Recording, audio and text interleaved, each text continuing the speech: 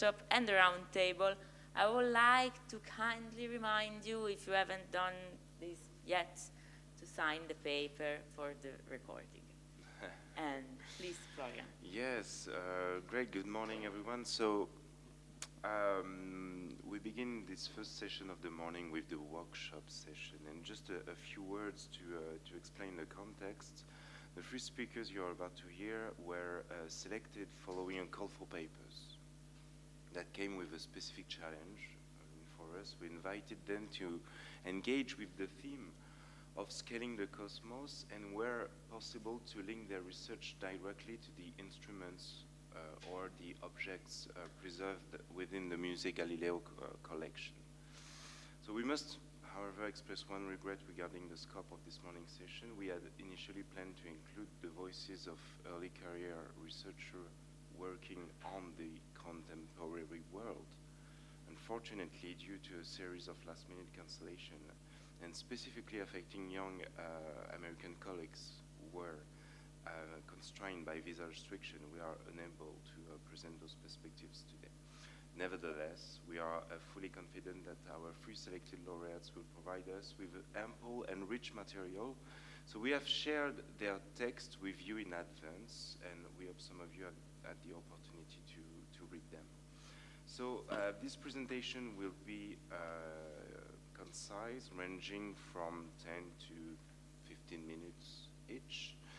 And this format is intentional. It is designed to leave a space to reflect together collectively on the objects and methods that underpin the historical inquiry. And so we're going to begin with the first speaker, Ricardo Uribe. Yes. Ricardo, please. Ricardo is an historian and anthropologist, and he specializes in time technologies and the history of global synchrony in the Spanish Empire. He is currently a research fellow in the Temporality of the Future program at the Freie Universität in Berlin, and his presentation today is entitled Universal Clocks for the New World, Rescaling Time in the Modern Era. Thank you, Madalena. Thank you, Florian. And I don't know how. Okay.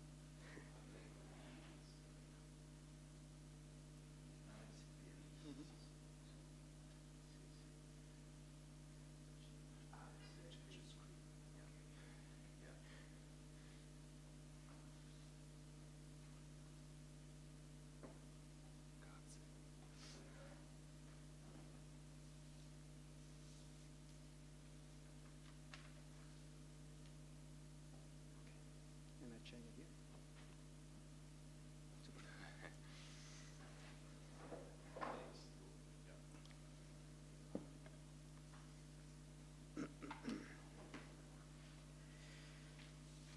After Christopher Columbus' initial voyage to the New World, Queen Isabel of Castile wrote in a letter containing a series of inquiries. Among the many novelties she sought to ascertain, the Spanish queen questioned the temporal experience that region, given the speculation in her court about 2 winters and 2 summers per year. Effectively, Iberian expansion throughout the world raised many questions about time in the broadest sense of the term: seasons, weather, local festivity, calendars, time zones, and so on. Beyond simple curiosity, understanding time will facilitate administrative synchrony and the calculation of longitudes and distance between the 2 hemispheres.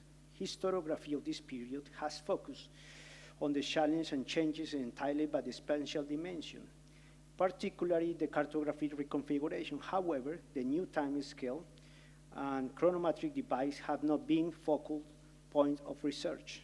In fact, the New World imposed the need to rescale the time used in Europe, producing universal clocks that not only incorporate the hours but also the dates, especially after the reform of the Gregorian calendar in 1582. By the end of the 15th century, calculation of time difference between European cities were well known according to the standards of that time. Additionally, the printing press helped circulate books with tables showing distance and time zones. But with the astronomical observation and nautical calculation that begin after Columbus' voyage, These data were collected in universal clock designed to represent time around the planet. These were mechanical clocks, but also engraved dials that, although they were not strictly scientific instruments, were objects that popularized the notion of time on a global scale. Clearly, this was neither a slanger representation of planet nor an increasing number of meridians. The challenge was to measure the distance between cities in Europe and New World to calculate time difference and rescale the dials to include the newly discovered lands. Historiography tends to focus on the problem of longitude in 18th century, specifically in Greenwich Observatory and the chronometers of John Harrison. However, it is often forget that longitude was an issue that arose from the earliest voyages of Columbus, and that since then, the use of mechanical clocks had already been proposed, beginning with his son Hernando de Colón. Along with this cosmographer and navigator, other contemporary astronomers, such as Alonso de Santa Cruz and Gemma Frisius, proposed the theory of transporting mechanical clocks on ships cruising the Atlantic Ocean. However, due to technical limitations and the fact that the method of measuring lunar distance was satisfactory for the time, the theory of clocks on the high seas was never developed. Nevertheless, longitude began to be observed in the New World with clocks located on land. The first astronomical observation of this kind was carried out in Mexico City on November 17, 1584. For this purpose, an astronomical observatory was improvised on the roof of Viceregal Palace. This observation was part of scientific mission ordered by the Casa de Contratación de Sevilla, with the purpose of recording various data on the New World, including measurements of lunar eclipse to determine the longitudes between cities.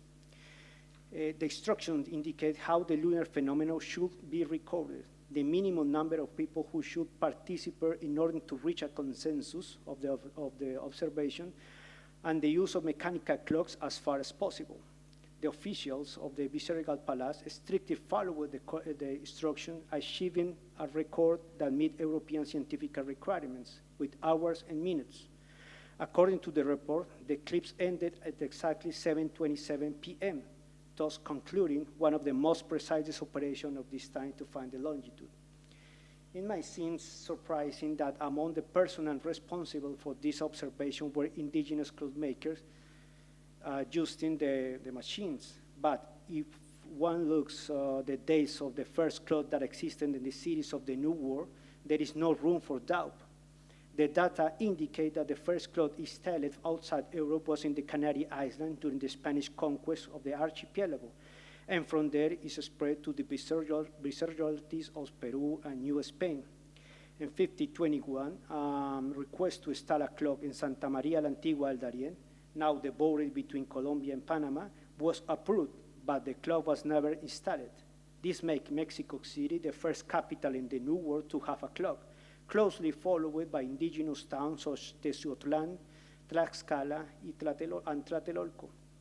In fact, the oldest drawing of mechanical clock was made by indigenous scribe and codex Tlatelolco, completed in 1562.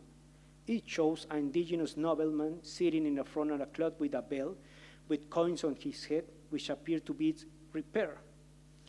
Thus, at the time of the eclipse observation, 4 indigenous people were working as clockmakers in the Viceregal Palace. This means that mechanical clocks circulate first in the Western Hemisphere rather than the Eastern Hemisphere, as they were not known in Japan and China until 1550 and 1583, respectively.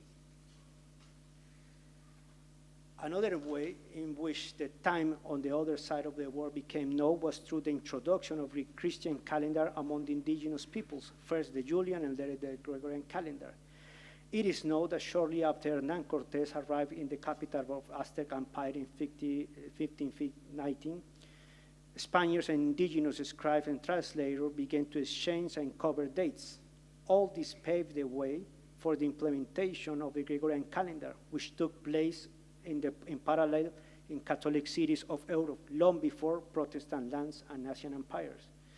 On October 4th, 1582, the change was made in Rome, Lisbon, and Madrid. After a year later, it was implemented in New Spain, including Central America and Caribbean.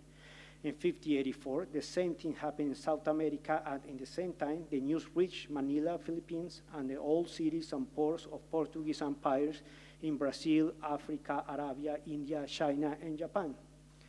Although the Spanish Empire jealous guarded this information to hide the roots and riches from the enemy's empire, by the end of the 16th century, the news of the New World was common knowledge. Maps, astronomy treatises, and popular literature disseminate this information among all social classes, arousing curiosity regardless of the accuracy or reliability. Clockmakers respond to the challenge of this early globalization by designing clocks with multiple dials showing the time zones of different cities.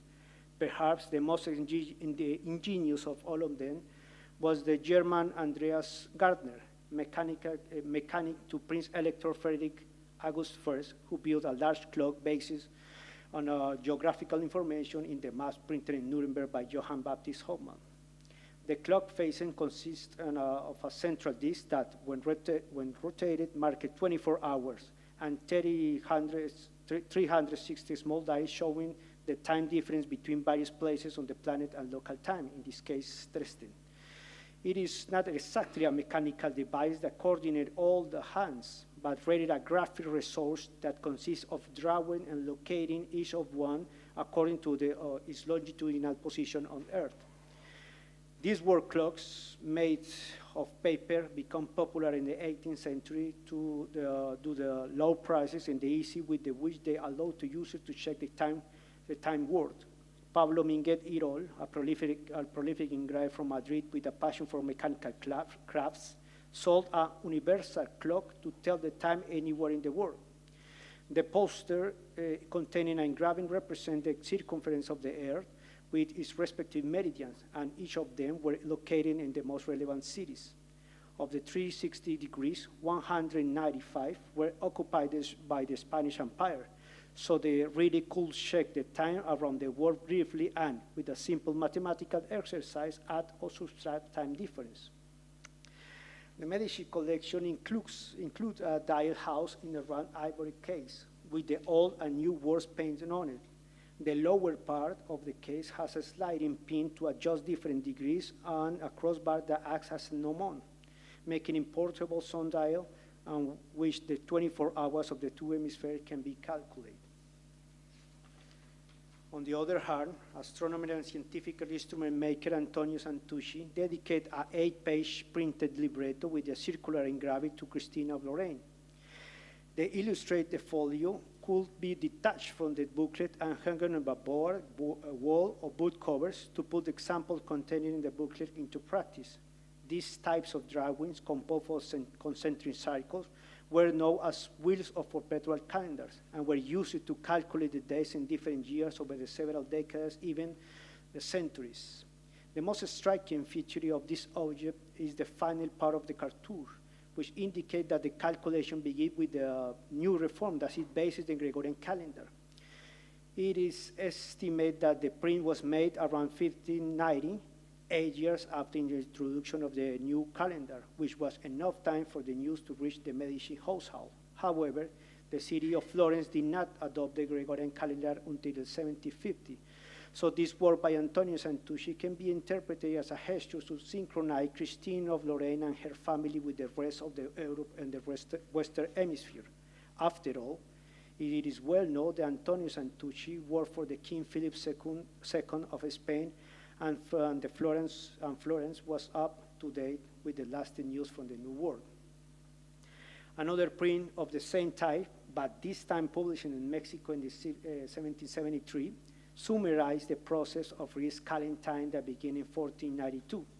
Tomás Cayetano de Ochoa, an official of Royal Treasury of New Spain, created a perpetual wheel composed of several spheres, indicate the lunar cycles, ecclesiastical holidays, days of weeks, astronomical signs, and the equalization of hours throughout the world by degrees of longitude. The calendar was made, of course, adjusted to the 1582 reform, while the clock indicated the time zones of 34 points around the world, with Mexico City as the zero meridian, surrounded by places such as Solomon Island, Japan, Beijing, Jerusalem, Rome, Brazil, and Lima. All these chronometric devices, made of metal, ivory, paper, and ink, helped answer the question originally posed by Queen Isabel I. Following Columbus' voyage, it became possible to consider the question of time beyond the scenes, as people on both sides of the world began to ask what time is there. In this sense, the Greenwich meridian is the end point of a process that began in the 16th century. Out of the curiosity, the first measurement of longitude, and the various clocks that sought to satisfy the new global time scale.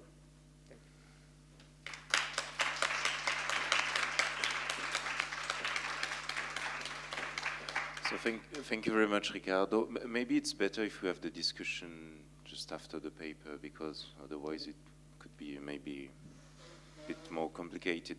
So I don't know if there is some question from the audience right now.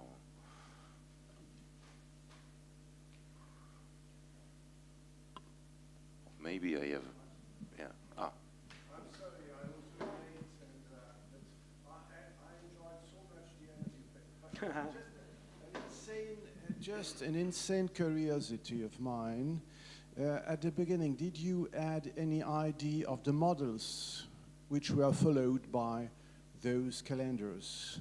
Medieval models for this type of wheel, because obviously it reminds me so much of Athanasius Kircher, perpetual wheel and Kabbalistic wheel. So it is the sense of my question. Yes, it's, those diagrams, Maimonides' device, that's from the Middle Ages, even it's also on the altar Greece. And we can prove that the first missionaries, they introduced those devices in the New World, and the indigenous people start to making all the circular calendars that are supposed to be indigenous or Aztec calendar. It's not an Aztec calendar.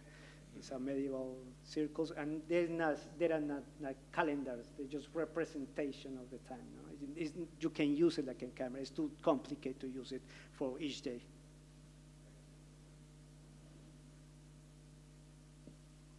I have a question. I was hit by this image from with the representation of a clock when you were talking about local clocks manufacturer. Yes, this one. So I wanted to ask you if you found other such representations, and if you studied a bit, if they circulated in Europe, and what was their research? You asked me another image of like making in the New World? Yes. No, it's not too much, too many images. This is the first one, or the oldest that we know. There is another in Peru in the end of the 16th century, with a clock, a public clock in the cathedral. But this is important thing because, as you can see, this is a clock in Tlatelolco. Tlatelolco was an indigenous town as a neighborhood in the Mexican City, but they do it by themselves. And maybe it's possible that they reunite the money and contract an Italian clockmaker to do it. This codex made for the indigenous scribes, the purpose is to remember the Spaniards that they fight together against the Aztec Empire. So they have the privilege and another thing. So they show all the whole thing, the infrastructure that they constructed, and another important dates that they had together. Okay, thank you. And it's not a question, it's just a remark. I think that your presentation outlined the relation between instrument and printed means, and all the question of instruction, how to read an instrument, how to use it. And I don't know if you're currently investigating this aspect in your work, but I found it very interesting, the relation between, written and printed instructions and objects themselves?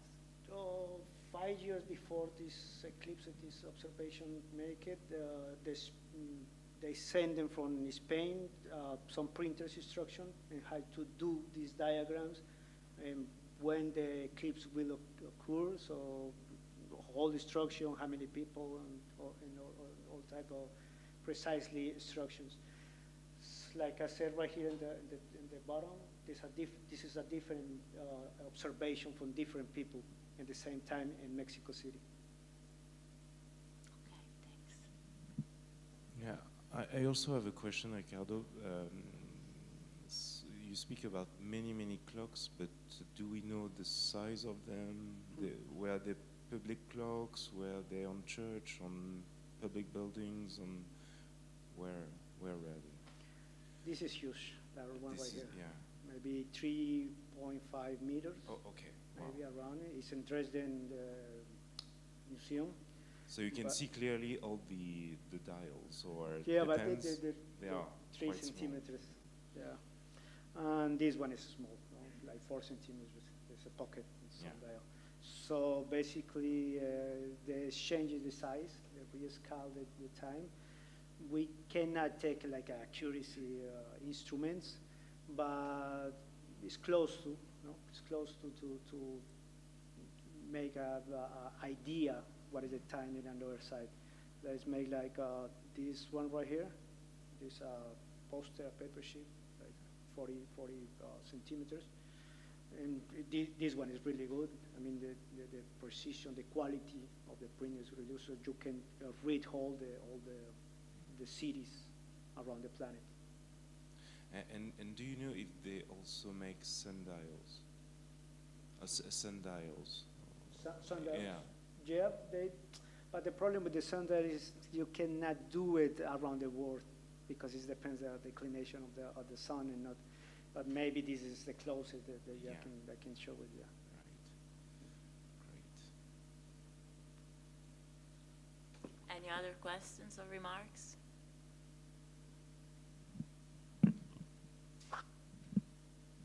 Thank you so much. Something that really struck me about your papers is you're showing us things from very different locations. There's this real obvious trans-regional aspect to it. And so I was wondering if you could just speak a bit about the archives that you're working with, the materials, right, and what your actual research process is like. This is maybe sounds crazy, but I go around the planet and I try to cover from the 16th century until the first. I mean, all the 3 centuries of the Spanish Empire. So that means whole Latin America, but Philippines too, plus some points in India and Japan for the Portuguese. Because in the 1580, the Portuguese and the Spanish Empire have the same crown, the same king, Felipe II. So the archives mixing, no? You can find in Mexico some news from Manila, Philippines is for Philip. You can find it, let's say, like the oldest clock they have in Japan is sending from Madrid, but crossing by Mexico City. So, when you see the archives in Japan, how they recorded that this is a gift from Mexico City, but the machine, the clock, was made near in Madrid and Brussels. So it's an object that go around the world, and it's not ended. You can find it in Japan now, and Greve or Tokugawa Yatsu. No? So basically, yeah, they try to reach all the archives around the planet. Yeah. And a follow-up question to that has, your research process, how does it make you think or rethink about concepts or notions like centers, peripheries, this sort of discourse? Yeah, that's a good question because I have to work in my mind about that. I try to decentrate my view. Of course, it's about the Spanish Empire, but the topic is the universal time. not just a country, a region, a culture. So that's why I put the indigenous clockmakers in the same level of European clockmaker. Of course, it's a different levels of complexity of the technology. But it's so surprising that the indigenous, the pre-Hispanic, they don't know the wheel, but they quickly understand the clock, and they make a new analogy, a new word. They compose a word with a Nahuatl language, the Aztec language, that is seminar-postly. That something means like bell or iron that sounds the journey, the day. When you compare with the words the Japanese and Chinese make, they just say the things that sound. That's a big difference right there. And the Japanese and Chinese, they know the wheel already a long time before the Europeans go there. So try to put it in the, it's not to put it in the other side, but just to equilibrate those types of knowledge.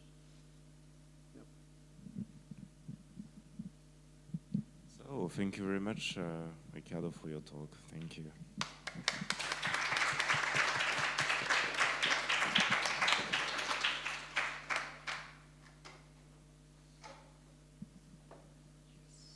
So we're gonna move with the second speaker, Angèle. Can you please join us?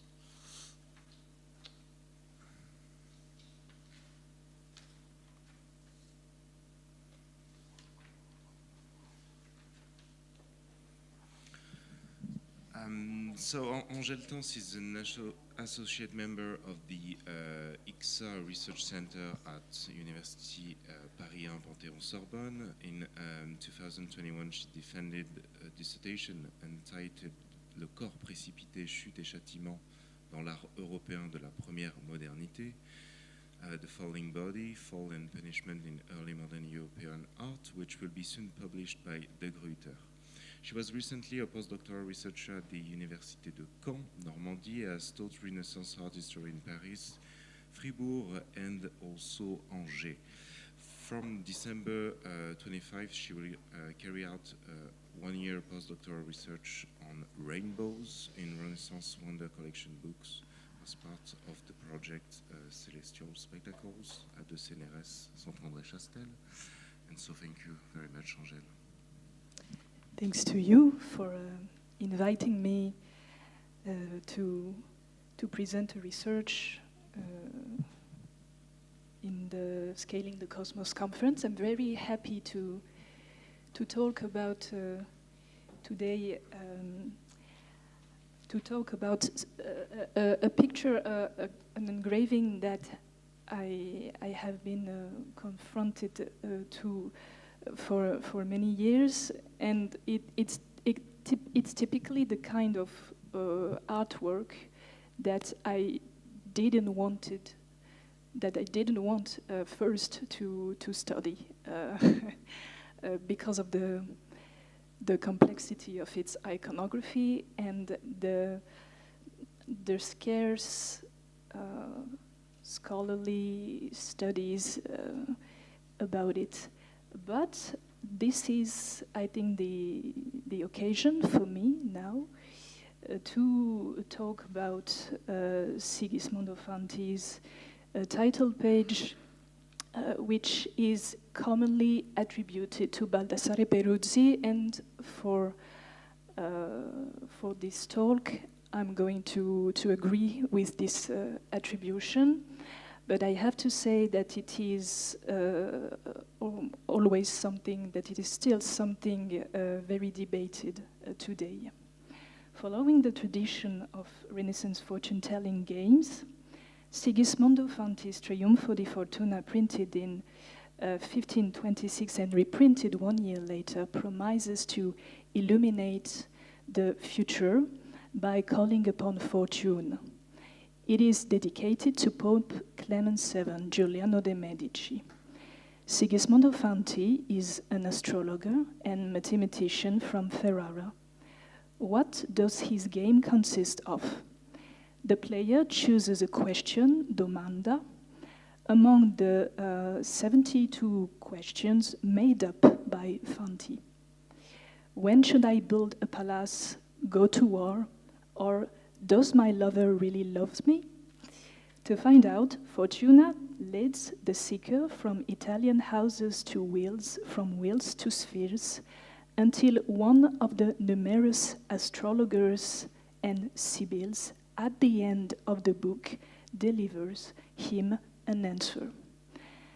The decoration of the triumphal title page is attributed to Peruzzi, which is a follower of Raphael. It brings together 5 objects: a die at the left, a huge die held by a male nude, a clock tower at the right, an astrolabe and compass at the bottom, and a globe with 2 cranks at the top. All of them form a cross around the bust of Atlas, the so-called prince of astrologer, as described in the book Atlante degli Astrologhi Principe, emerges from a cloud above the kneeling man who holds the astrolabe. In the 1520s, a 2nd century sculpture called Atlante Farnese, which we saw yesterday with the talk by Enguerrand, had no arms, which had no arms and no legs, was kept in Rome in the house of Cardinal Stefano del Bufalo. And according to Kristen Lippincott, this sculpture could have served as a model for Peruzzi's Atlas. The thing is, the painter of the astrological vault of the Villa Farnesina obviously didn't follow the constellations on the globe. He chose to simplify the globe's features, and as we can see in the preparatory drawing here, Peruzzi really cleaned, like he cleaned the surface of the Atlante Farnese's globe, and he only kept a few features, like the polar cycles, tropics, the equinoctial cycle, and the zodiac belt traced on a nude surface. So there is something very important to be aware of about this globe. It is that it corresponds to no existing historical model, and this is why scholars don't try to define it precisely. It is not my goal to rethink the potential sources, models used by Peruzzi, but I was really intrigued by this globe, which is, as a matter of fact, ended by 2 cranks that are marking the polar axis, with 2 allegorical figures who are about to turn the crank. So I'm going to raise some questions, and what is it really about? So at the top, we can see the figure of probably Pope Clement, between Virtus, hand up, and Voluptas, pointing down. He also recalls some manuscripts of Boccaccio, De Casibus Virorum Illustrium, showing kings falling from the top of the wheel of fortune. Here, a winged female and a demon cooperating to replace Fortuna threaten to turn the crowns to make the Pope fall from its pedestal. As Chastel said, Peruzzi's invention can be considered a posteriori as a prognostication in picture, prognostication en image, of the sack of Rome that took place in May 1527. Despite Atlas, who grabs the 2 cranks with all its strength, the antagonism of the fortune's agent as I may say, reinforces the idea of an imminent disruption of the pontifical power. Interestingly for us more interestingly, is the mechanical function of the crank as displayed by Peruzzi. And I have to say here that image makers in the 13th century at least have used such device to indicate the motion that God, the prime mover, through his celestial beings imparts to planets. Without diving into it, that would take too much time, I just want to drive attention on the Flemish tapestry of the planets from Toledo, combining an armillary sphere and an astrolabe, which constellation composing a celestial and terrestrial sphere whose central axis, Orient, Occident, ends with a crank. It's like a bent lever at the left, which is held by celestial intelligence, which we can probably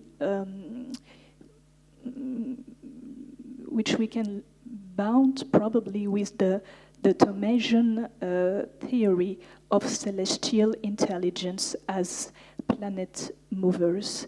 And I'm referring to, namely an article by Florian Metral about the Chigi Chapel in Santa Maria del Popolo in the Studio Law review. So here we had an exceptional vision of the harmony of the spheres and the harmony of the motion of the universe.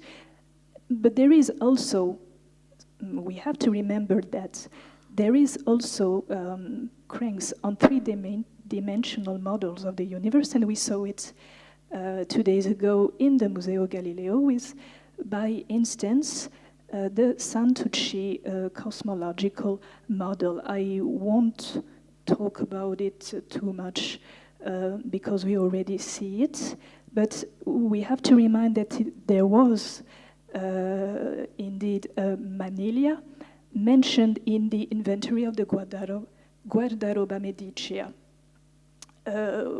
associated with the first version of the sphere, of the armillary sphere, in the Trattato sopra la nuova invenzione della sfera armillare, and indeed in the Florentine model used for sky observation and timekeeping.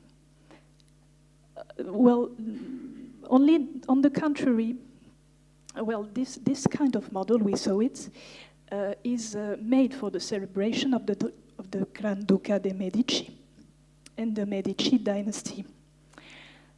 On the contrary, the Trionfo title page shows a Medici Pope in a very hard time. We can see that. Deeply, and it is a deeply controversial image. There will be a lot of things to say too about the other instruments, but to end this paper, I would like to formulate 2 remarks. First, the dice and the clock dial that frame the figure of the astrologer at the center are both repeated inside the book. In the Ruota della Fede, by instance, the player activates, as I may say, the upper wheel by throwing a dice, and the little points of the dice are repeated in the center of the upper wheel, as we can see here. The second wheel is a bit different, just below, because it combines a lottery wheel with a clock dial. So the hour of the day determines the player's future. And it is a good example, and even an excellent one, that shows how such spherical models are combining together, like the wheel and the clock dial and the sphere that are like merging inside the same page, on the same page. So the clock tower, to finish, it is my second and last remark, has often been compared to the Torre dei Mori in the Piazza di San Marco, but I don't think we have to follow such a mimetic reading. I think Peruzzi's clock is placed just at the city entrance of Rome, of the city of Rome. Well, what I consider at the city of Rome here, the first image, to indicate a contrast between the time inside the city and the globe, the hand-cranked globe, just in the upper part. The city is seen from an elevated point of view, and it creates indeed a significant contrast between the globe, which is controlled by forces beyond human, and the model of the Italian Renaissance city, whose social life and economic activities are measured by human time. Finally, the astrologer himself, which is holding the astrolabe, is probably the keystone of the composition, because he is the only one to coordinate plastically the celestial and terrestrial words on the title page. And we can see that Atlas is emerging from a cloud, but also probably from the astrologer's mind himself. So it can maybe signify that artistic imagination finds its parallel in a scientific astrological activity. Thank you.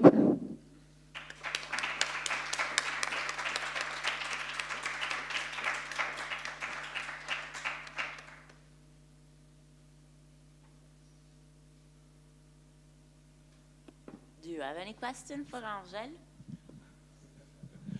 I'm sorry, I don't want to monopolize, but I was thrilled by your conference and by your talk.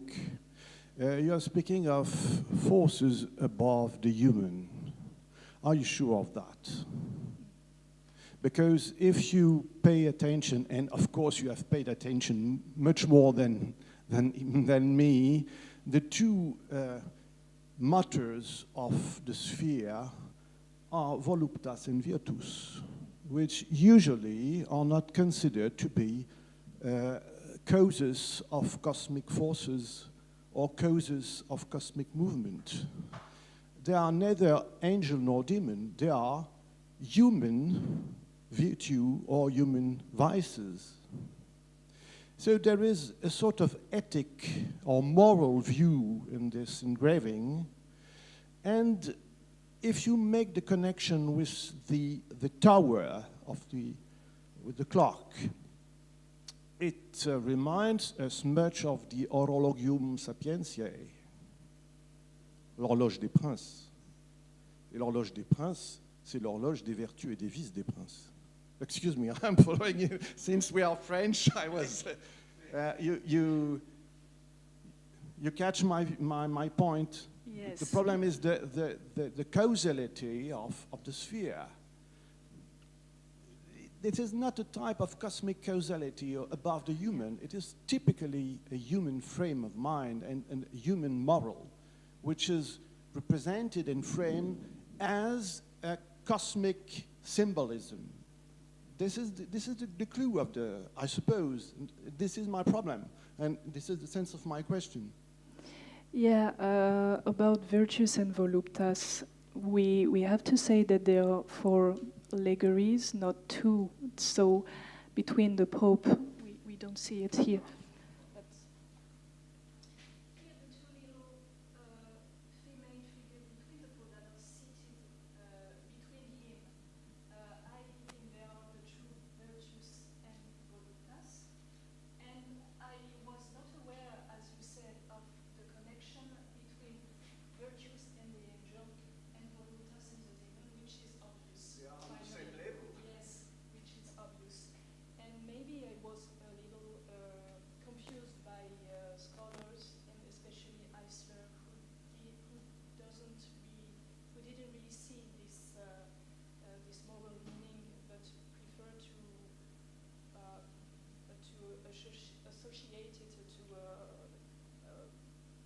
Bona fortuna e mala fortuna. So, but I totally agree with your reading, of course.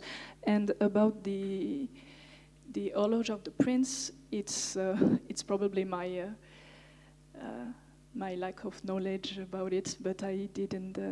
I haven't made the link, but now it sounds really obvious too. Yeah.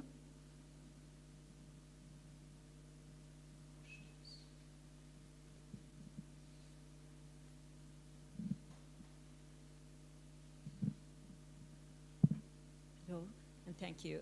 I was just curious to know why the wheel is called the wheel of faith, and whether the text talks about faith is indeed a text about how to contrast fortune with faith, because faith is a Catholic virtue, and I was also wondering whether there are also precedents of this image, whether there is an iconography of the wheel of faith or of other virtues. The first question, inside the game, there are probably, I don't know, 50 or 60 rote wheels like this. And I can't say exactly why the Ruota della Fede is depicted with such features, and I can say that the faith has an important role in the fortune-telling book of Fanti, because some questions are concerns really religions, and you just have to read the beginning of the book to understand that a lot of questions, a lot of demands are about faith. What is the best religion between the Islam, Christian, and Jew?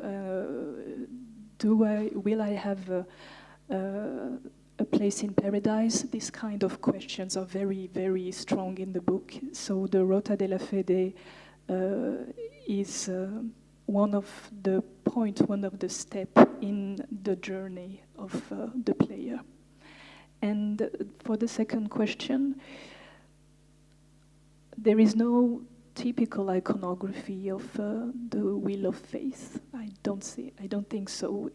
We have just to retain that there is a very large type of wheels inside the book, which are thematically not bound, but iconographically, which are very similar one another.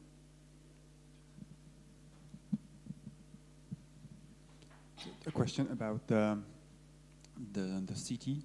You understand correctly? You think it is a representation of Rome, or no? I didn't. I'm not sure. I say that, but the more I'm looking at it, and the more I think it's just an idealized Atlantica city, which has no really bound with Rome. Some have seen in the building just a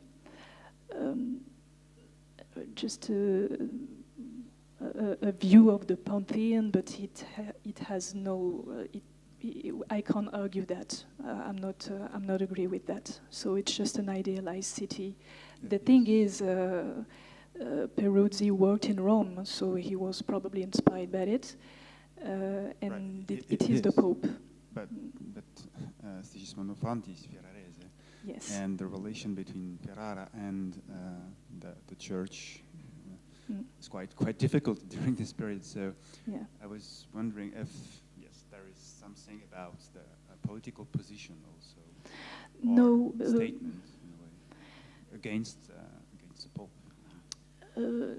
It's if there is one, it's not obvious at all, It's just the Fanti.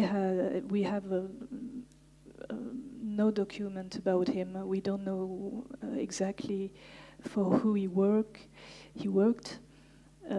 His political position on the Pope, we don't have a clue about it.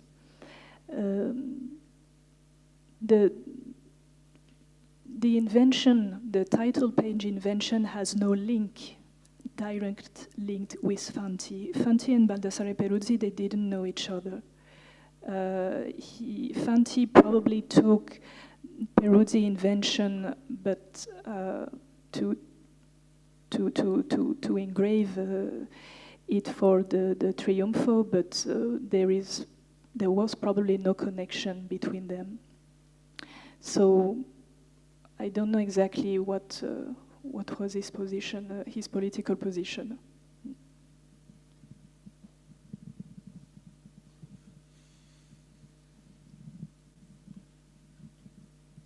Something that really struck me about this frontispiece design, we've been calling it an engraving, but of course it's a woodcut, right? It's not an engraving, although it's a woodcut. It's made at an historical moment when the sort of monopoly of woodcut, which was largely tied to book printing in Venice, is starting to be challenged by the rise of intaglio techniques in Italy in particular. And thinking about the ways in which whoever the woodcutter is, presumably not Peruzzi, right? Peruzzi's not, I don't think, has the skill to execute the woodcuts. It's a very particular skill. So the role of the woodcutter, whoever they were, in transforming the original sketch into this, because there are quite a few changes there. And in particular, the role of hatching, various types of hatching, cross-hatching, that seem to gesture to this competition that's now going on between woodcut and intaglio techniques. And of course, the other thing that operates with a crank is the printing press, and the ways in which this might be a sort of a visual allegory also about printing and printmaking. And it's certainly something that was at the sort of the front of the minds of Raphael's followers too, right? The role of print in perpetuating the fortuna of Raphael and others. So I just wondering about a kind of a meta-artistic discourse that might be somehow maybe sublimated in this particular frontispiece as well. Yes. I think I could talk about it for a few hours, but the thing is, the only meta-artistic purpose I can see for now, as the time I am talking and with the actual state of my study, concerns the astrologer figure. But as the attribution to Peruzzi is not exactly agreed by everyone, I didn't follow this way for now, for the moment. What I can say is that the astrologer is absolutely the keystone of the composition. Everything comes from his mind, his imagination, and he can be compared to an artist, especially regarding the second picture with the Rote della Fede, where Fanti Ferrarese is next to Dosso Pictor, which is Dosso Dossi. So there is an equality level between the two artists. But for the engraving and the printed market in Venice, I don't have anything to say for now. Thank you.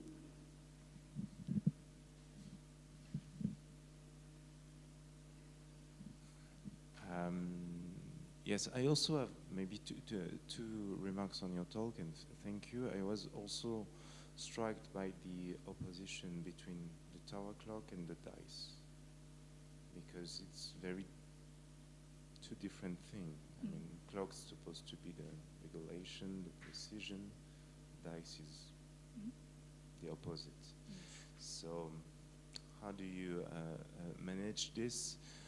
Also because the dice in the preparatory drawing show 5, here it shows 6, so I don't know if there is something. And also about the clocks, it shows 2, so basically it's the end of the day, so we can suppose that the astrologer is working at night.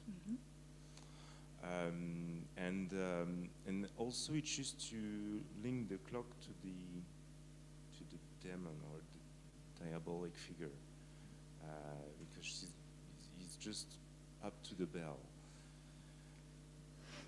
So it's a very specific view of time and of Fortuna. So just some remarks. And also the Pope is seated, I mean, on the globe, but I think on the specific sign of Aries, which is the very first one. So it is also a very specific configuration. Yes, for your second question, he's seated just on the axis of Aries, but he was born in May. So I don't think that it is really relevant to coordinate his these two elements. I don't think so. It's just the regular position of the zodiac, because Aries is the first sign. And yes, to but be at the zenith. I don't think it is Azordas either. I have to study it further. About the dice and the clock, firstly, I thought that it was only linked to the rules of the game, which are explained at the beginning of the book, just after the proemio. Basically, Fanti writes that players will need a dice and to note the hour of the day they are playing. The thing is, secondly, I just noticed the formal, the plastic echoes between the dice and the clock, which are squared. And finally, the demon is very next to the bell also of the clock, and I don't know if there is some link to make. Probably there are between the demon and the bell, but I think the clock. Sorry, but I think there is something about the bell, because the demon is almost touching the bell too, and it will probably mean something also. So thank you. Just to add something, he's not sitting on the Aries, but in between Lion and Virgo. Yeah, I have this. I don't know if it's meaningful, but just and yes, balance is yes, linked to virtue.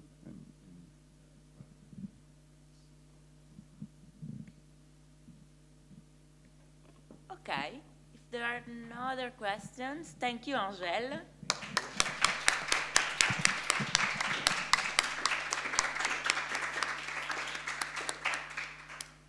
And I would invite Antoine Gallet to join us.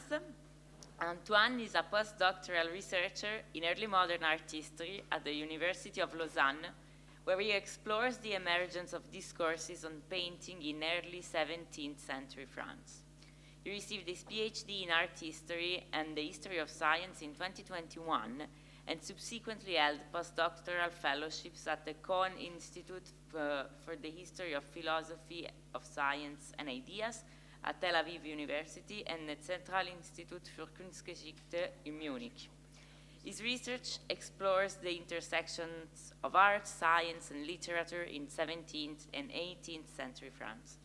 He recently co-edited a book, Célébrer les illustres dans l'époque moderne, at the Presse universitaire de Franche-Comté, and has published various articles in journals such as Science in Context, XVIIe siècle, Histoire de l'art, and Print Quarterly.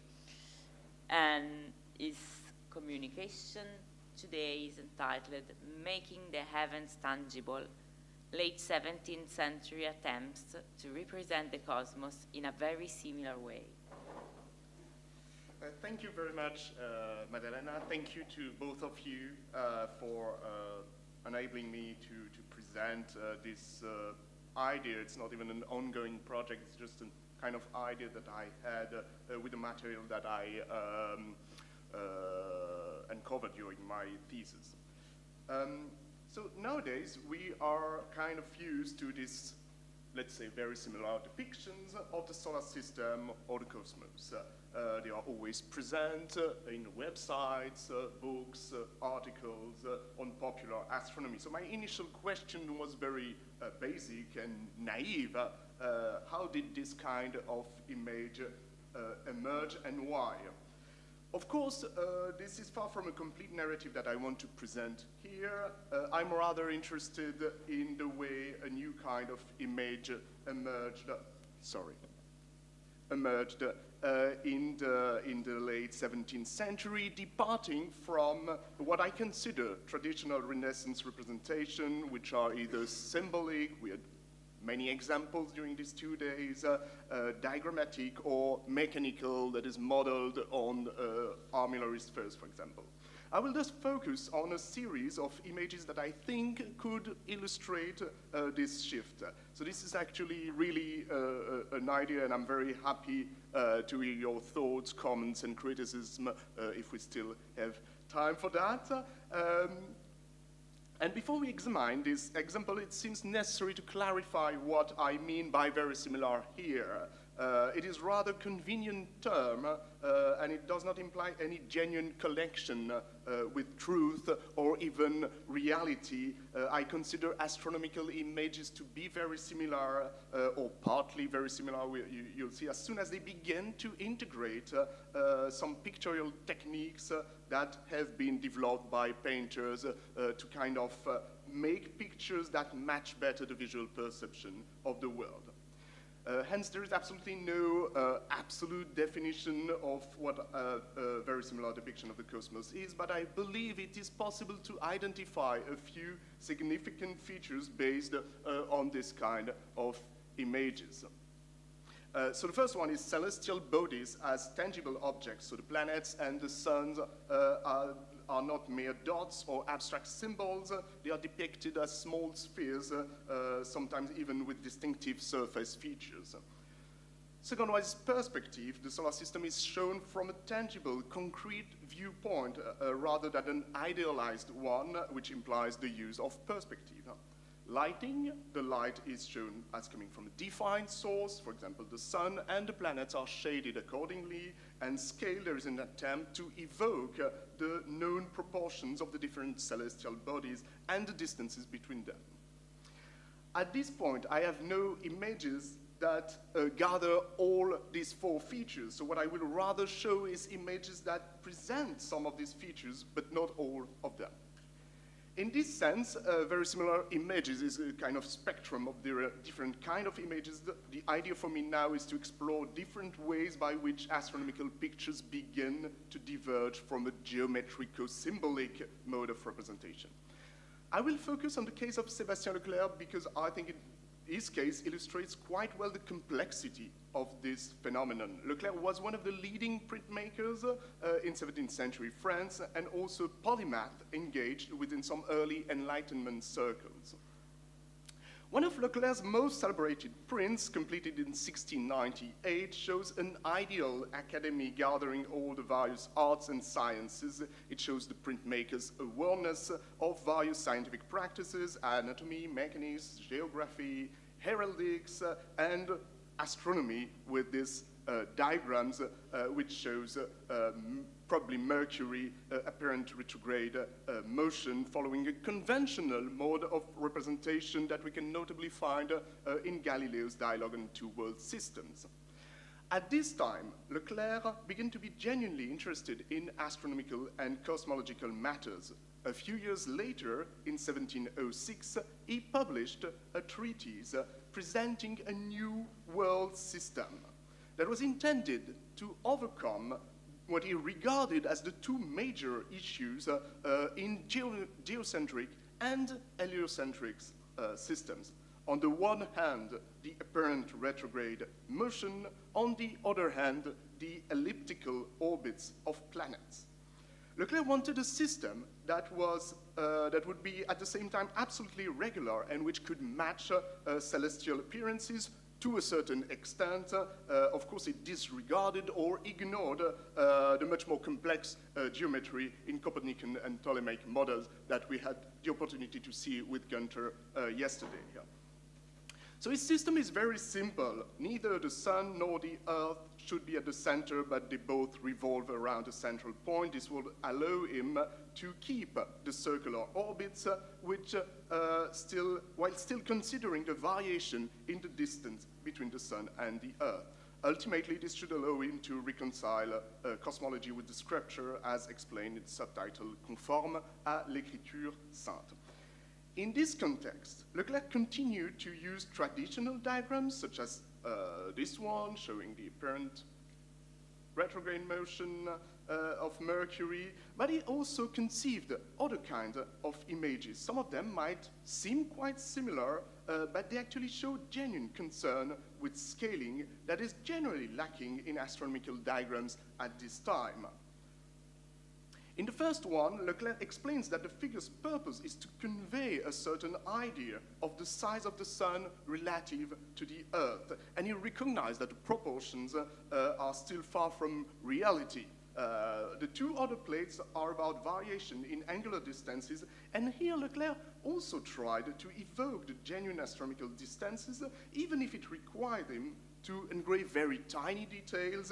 You have to imagine, for example, this plate, the plate is only 17 centimeter high, so the circle is less than 2 centimeters. So it's kind of very detailed and uneasy to read. So it shows the kind of desire of Leclerc to show an idea of the correct size of the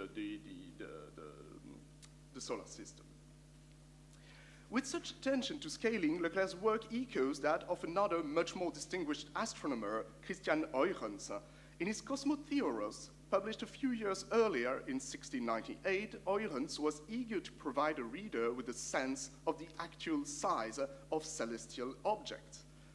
The first reason these kind of figures are possible is, of course, the telescope, which enabled discovery of the planet's relative size, the shape of Saturn's ring, and Jupiter's moon, and so on. But obviously, the telescope not only helped understand the nature and motion of the planet, it also conceptually radically changed the way the cosmos was understood, that is, as a physical space with tangible elements.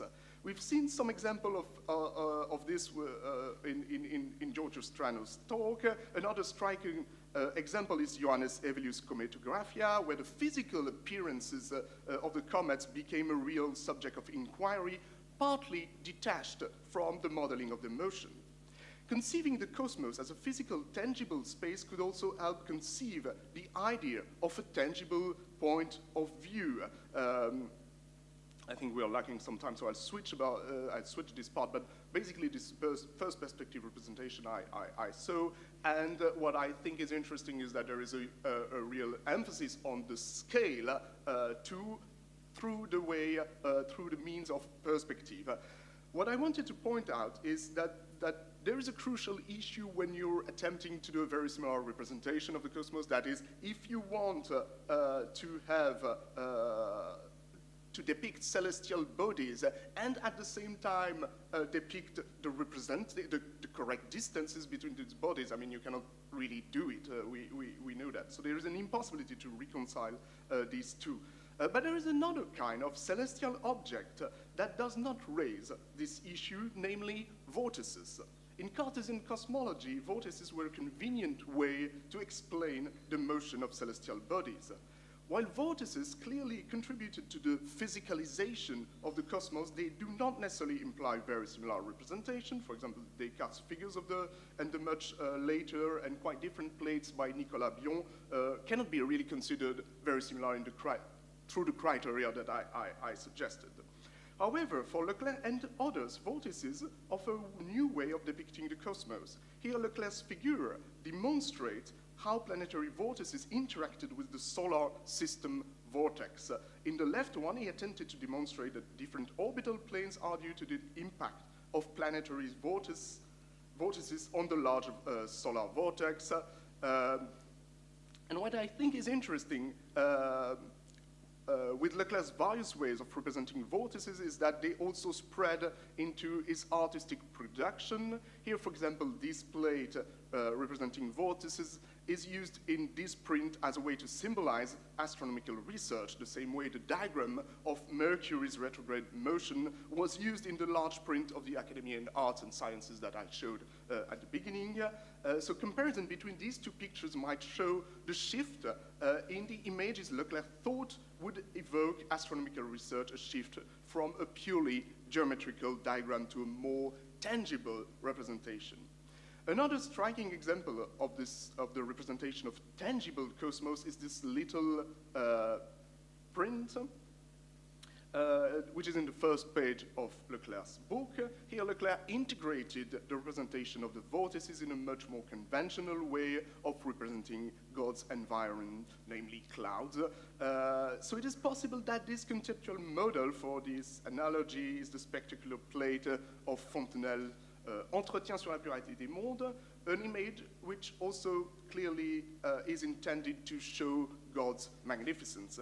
I think this might be an interesting factor to investigate in the shift from a geometrical to a more very similar representation, probably connected to the early development of natural theology, and in this sense, another later example that would need to be examined is Thomas Wright's original theory of the universe.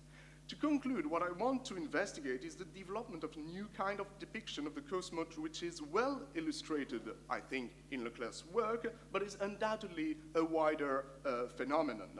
This should obviously be connected to the physicalization of the cosmos, but this is clearly not the only factor. The connection between the kind of images and the early development of natural theology in France, notably through what we call mosaicist physics, which is a bit forgotten in the broader history of natural theology, still needs to be investigated, since, for example, Leclerc's treatise was heavily connected to this trend. Euren's and Fontenelle's work are not connected to that, but they are still not completely unaware or entirely disconnected to this idea, broader idea of natural theology that is emerging, let's say. And finally, there is another phenomenon that might have played a role, which I haven't been really able to mention, but which really echoes some of the papers presented yesterday, that is the popularization of astronomy through small, relatively cheap treatises, which might have contributed to the need for pictures more tangible and more aesthetically pleasing.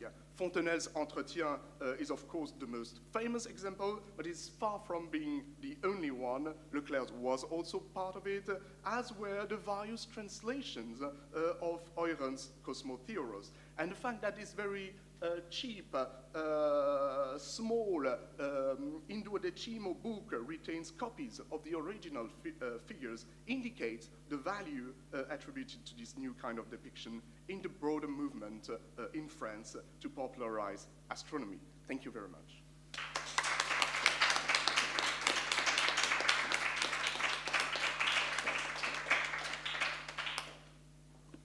Thank you very much, Antoine.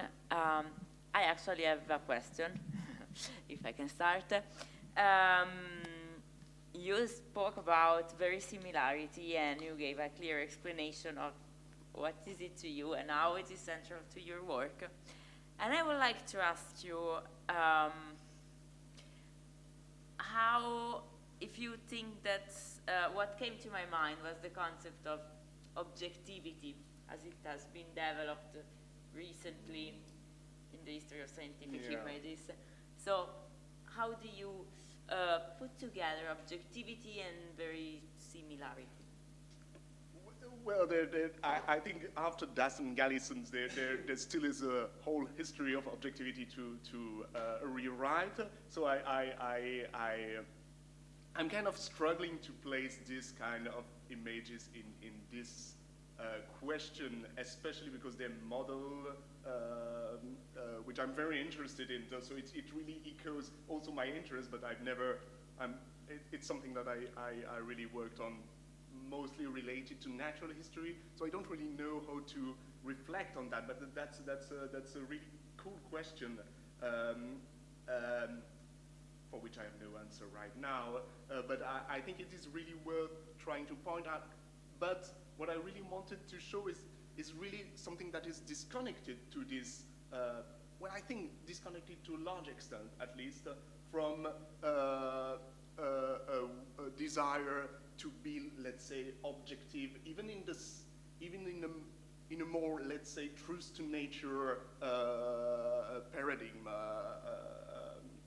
So I think there is no, I mean, it's more about making it look tangible. It's why very similar, I think, is quite a useful word, because it's really about that. But I will need to think about this question more, especially when we are talking more about this kind of surface features, for example, where the question here of objectivity, even if it's conceived in another way than now, is much more pregnant. I think here it's not so pregnant in terms of what you want to show is not necessarily the true, and Leclerc clearly stated that what he wanted to show is just an idea of what things look like. So that's why I don't know if it's meaningful, like but I think I should connect that, but still consider that it's not as pregnant as in other kind of images. Okay, thanks. I hope it makes sense. Thank you. I have the opposite question. You started with what is often referred to as an artist's view. Of course. And this opens up a field of looking into the collaboration of artists and scientists in producing very similar views. And Ruth mentioned earlier the important role of engravers and all the mediators between the idea or the diagram and the print. And so I wondered, you presented a sort of retrospective view. If thinking about artists and the artist's view might not be an interesting way to think about those kinds of images. Of course. Well, it's so obvious in the case of Leclerc that I mean, he's mostly an engraver, so he's kind of really trying to gain a form of value. I mean, he wants his book to be valued for images too. So this is why, for example, it is this wonderful little print, and it is why he's so careful about making images look good. But there is an interesting phenomenon with this book, in the reception of this book, is that, well, obviously, I mean, the theory is not something that for example, members of the Académie des Sciences want to read, and they are like kind of laughing about this kind of model. And one of the arguments that was pointed out in the Journal des Savants, sort of by the reviewer, which was probably Fontenelle himself, which is kind of very paradox. I mean, there's a lot going on with that, but he really pointed out that the images are too pretty to make it serious. So this is another, I think it really echoes also the way we tend to value or devalue current production based on, I mean, the artist's view is really it doesn't look serious. I mean,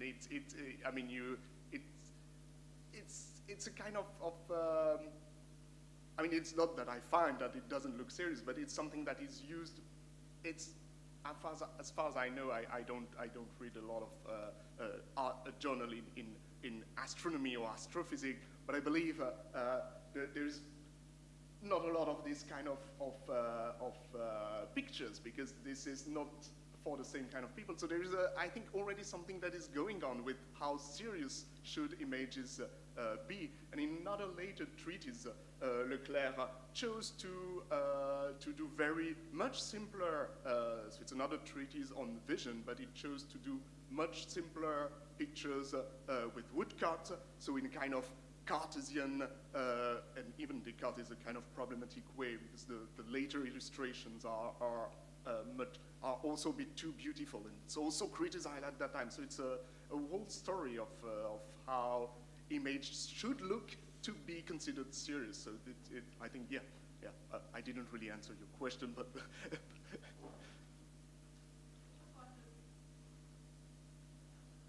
no.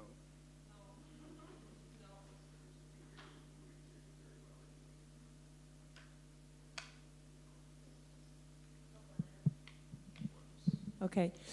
I just wanted to add something about Leclerc. Probably you don't need this, but I came across Leclerc while I was studying these educational card decks printed by Joseph Moxon in England at the end of the 17th century. And he used for the educational contents, so both for the images and for the printed text part, which was included in the booklet, the English translation of Leclerc Pratique de la Géométrie. And what I found interesting is that probably Moxon chose Leclerc, first because of the images, which were already arranged in a way that really well fit with the card measuring and the card aspect. But the second reason is, I think, that Leclerc paid much attention to the concreteness of the image. And also in the Pratique de la Géométrie, he explained really well how to construct a geometrical figure, but not in a mathematical sense, in a practical sense. Because exactly. He said how you were supposed to manage the compass, how you were supposed to open it on the page to get the right picture. And I think this really fits with his attempt of giving an idea of how the solar system, the celestial bodies, and so on look like in a material sense. Totally, I agree. It's even a good point that I as I was I wanted like to, I'm interested in the general phenomenon, but actually maybe, I mean, I still have to reconsider maybe the specificity of Leclerc within this trend due to this this background that you rightly pointed out. Yeah. I mean, we can talk. I mean, about this. Yeah. It is something that that was so obvious at the beginning for me that I completely forgot to try to keep the specificity and the background there. Totally makes sense. Yeah. Thanks. Okay, so we are now arriving at the concluding moment. No. No. Okay, so now we are arriving at the concluding moment of our conference, and we are very delighted to end our journey with this final roundtable titled Contemporary Cartographies of the Cosmos in Geoscience and Astrophysics. This session is particularly exciting as it opens our horizon towards other scientific disciplines. We are moving beyond the historical perspective we have cultivated so far to engage directly with the science of the Earth and the science of the universe. We would like to extend our warmest thanks to our distinguished speakers, Claudia Principe and François Boucher, for accepting our invitation to share their expertise with us today. Regarding the format of this session, our speakers will begin presenting their specific object of study, geological maps and cosmological light maps, for about 20 minutes each. Following their presentations, we will address a series of questions to them designed to reflect on the core themes of our conference from their specific standpoints. Finally, we will reserve the end for any questions you may have.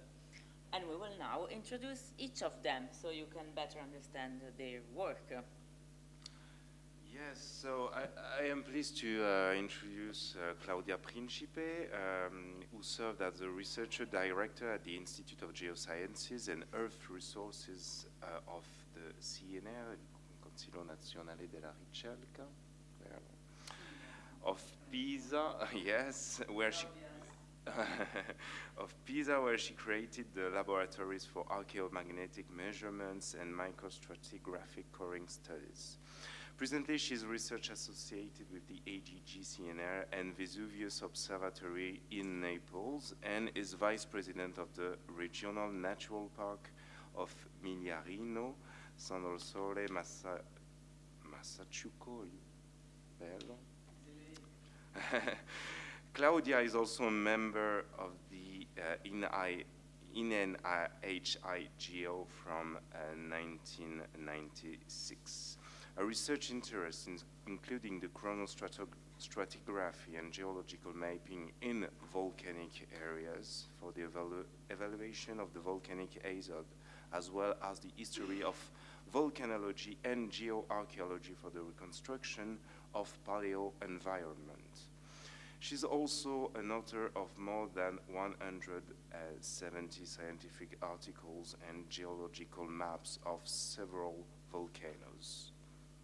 Claudia, that's all. So please, thank you very much for joining us today. Thank you. So, good morning. As you have just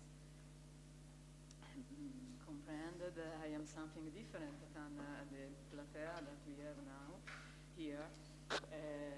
I'm not an historian, I'm not a philosopher, and I am something a little bit different. That is maybe a bridge in between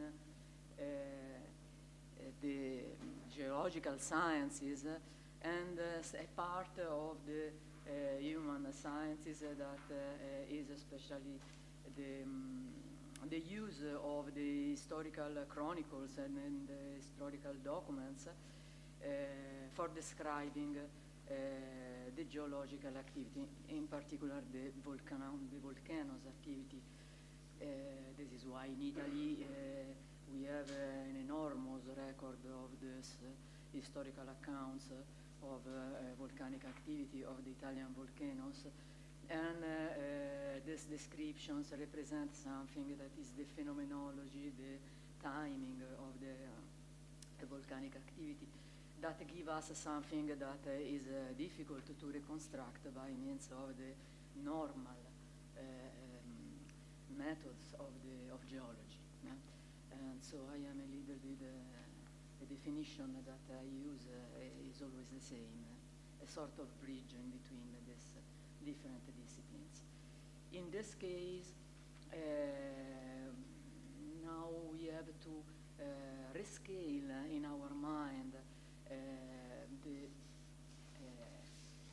the scaling that is the main theme of this conference to the cosmos at the Earth. We will see that is not only the Earth at the end, but the first step is to pass from the representation of the cosmos to the representation of the Earth. Geological maps are this, is a manner of representing the Earth.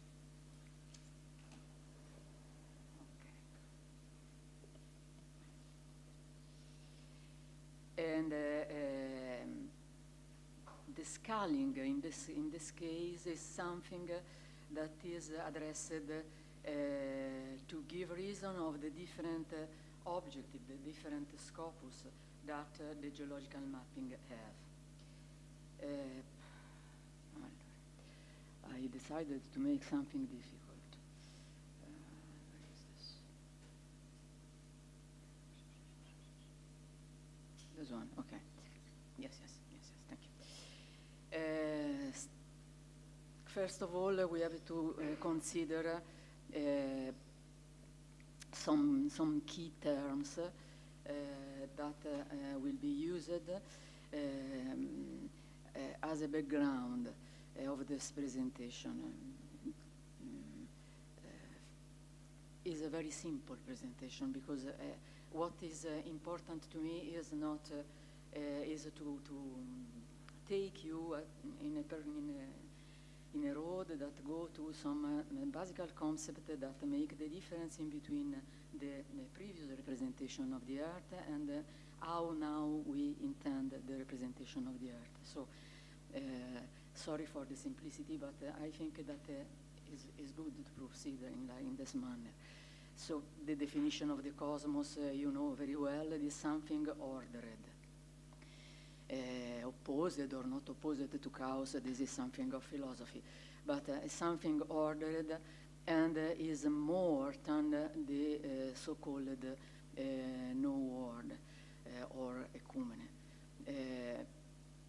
The universe involves the concept not only of space but also of time.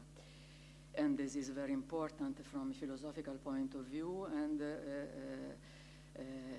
is something that we don't touch in this time, but should be very interesting to do. What is cartography? Cartography for us, but in a general view, is something that organizes a number of data, scientific, technical, artistical knowledge are data.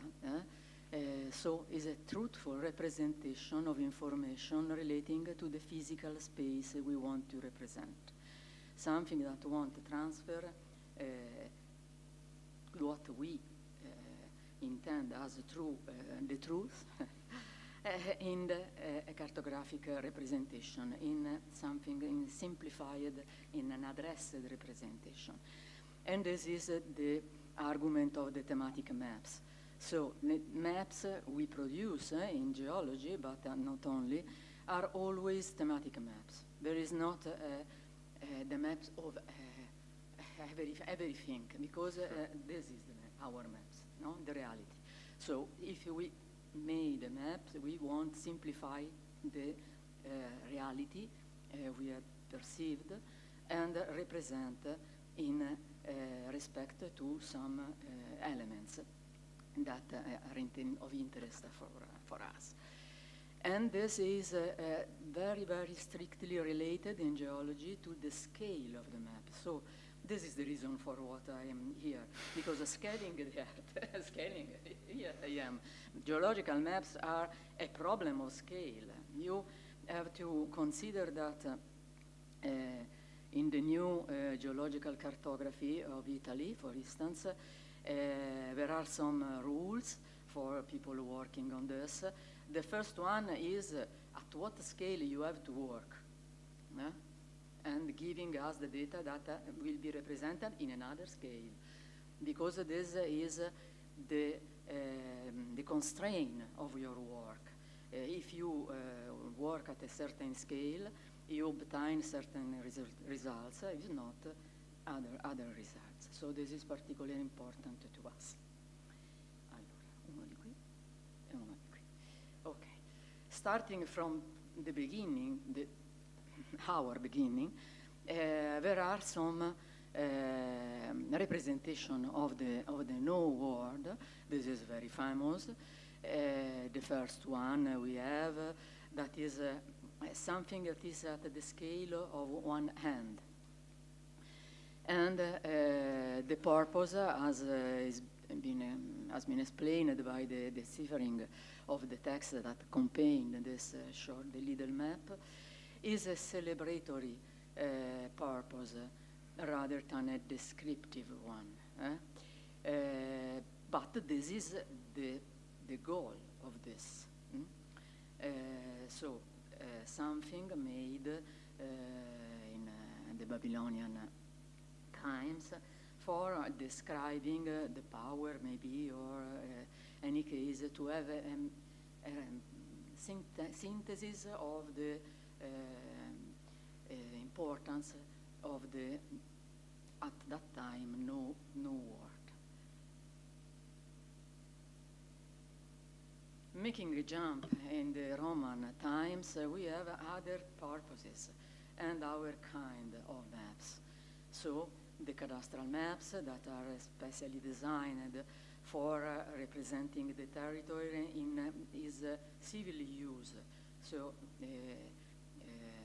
Roman people needed to have a division of the different environment, of different pieces of the territory in which they live, and this is one goal and one particular type of map. So the Roman cadastral maps, the forma urbis is very famous, and not to spend many words on this. Another thing that is very famous is the tabula petungeriana. That is a completely different kind of maps performed by Roman people. The uses are military, commercial. This is a thematic map centered on distances. Why? Because distances was this what is needed for maintaining the empire in condition to be governed. Very important, very famous, very large, very unusual, and this very long, and containing quantity of information that are not for us now the more important things. The more important things for us is that they maintain the distances. The same things can be applied in the Middle Age to the portlands. Portlands contain only, exclusively, the information needed for going on the sea. This is the oldest we know, the Carta Pisana, and you can see that what is represented are represented all the harbors and the roads inside in the sea. The other two types of maps we had in that period are the Mappe Mundi. That is something completely different. No, they are not intended to be used for travel or navigation or something. They have they do not respect the proportion of the object they represent, but they simply want to put on the paper some view of the known world. In the most detailed of these maps, you can make the comparison with this kind of encyclopedia, because of geographic encyclopedia. So all what was intended to be related to the places is attempted to insert. And this is if you have seen the reproduction of the Fra Mauro map, that is one of these here in the first day of the conference. And this map is represent a passage of something more in this sense, because there is also something of related to navigation. So is a step in the direction of changing this manner of representation, of representing things. A curiosity for me, maybe, that you know very well, is that all this representation was in 2 dimensions, and this is one of the reasons of the idea that in the Middle Age the world was considered flat. but actually was simply a representation and nothing different. So they add the globes, a number of globes we have seen in these days.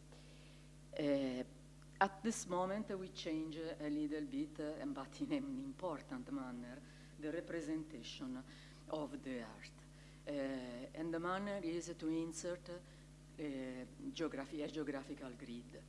This is the true point of changing in the representation of the Earth. So I pass from the ideas or from the representation that have a meaning but are not linked to show me proportionally object to something that is strictly related to a grid, a geographical grid with latitude, longitude, and other manners for having a reference that is valuable for all the pieces of the Earth that I want to consider. And this is very, very important. This is one of the most famous of this map. There is a coincidence in between this manner of looking at the Earth and the reorganization and the rereading, having newly at disposition the Latin and Greek text. This is a moment of very huge changements, and for the cartography, this is the main one. No? This is the main one, like this. This is a very famous projection of the Earth, and the Ptolemaic maps put the finger on a huge problem. So what have I to preserve? The Earth is a globe, and if I want to represent the globe in a two-dimension, I have to consider or the angles or the area. Both was difficult, and in this case, we preserved the area in this projection. But in other cases, more famous and more that have been more success, we preserved the angles. And this is the Mercator projection that for this was have the purpose to help in the navigation around the world, taking in consideration the fact that we are in a moment of expansion of all the discoveries and the exploration of the world by the sea, by the great trip on the oceans. And so this is a map that preserves the angles. This is a map that for this has been studied for putting together all the information and give this information useful for the navigation. And now we change. And now we change because this is precisely what we do now. So we have, this is Venus, so something very, very new. This map is of 2 years. We consider a map something that have the coordinate system. This coordinate system can change, but no more. And here's the system that make me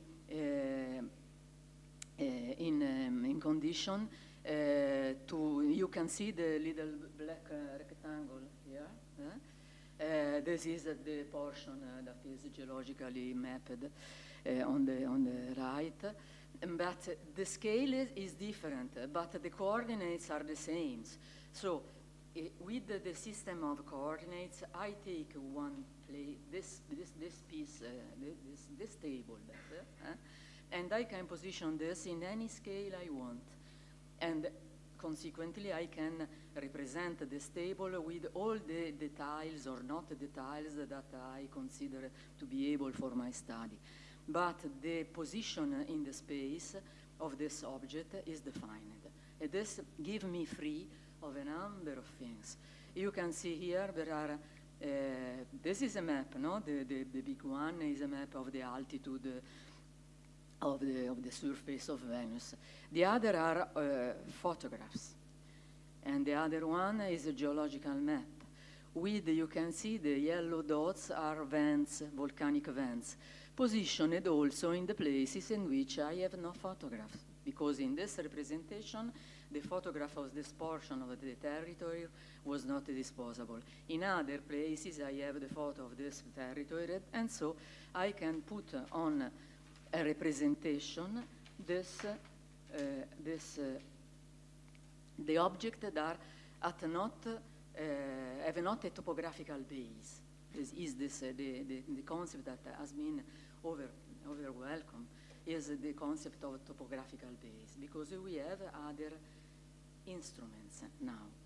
And the question of instrument is important because in past time we had a story of the construction of geological maps, always with a thematic point of view.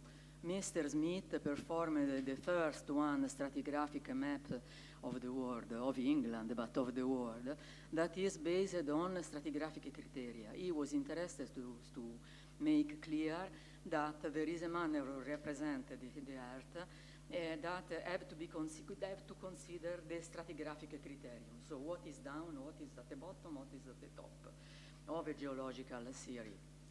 And this is the starting point of the geological cartography, actually, consider it as.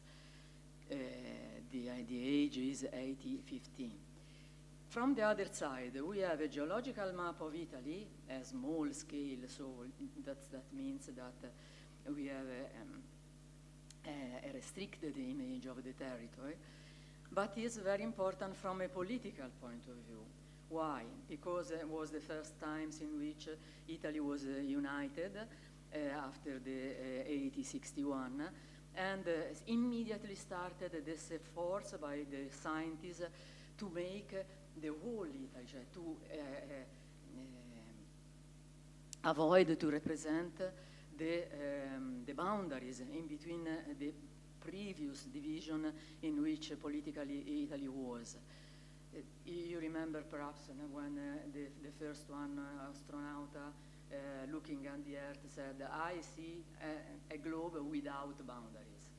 This is precisely the same effect that was the Italian reunion at that time in geological mapping. So the thematic idea remain, the purposes are different, the purposes may be what you want, but the system is always a coordinate system. Each point is in its place, cannot be changed, and can be only scaled.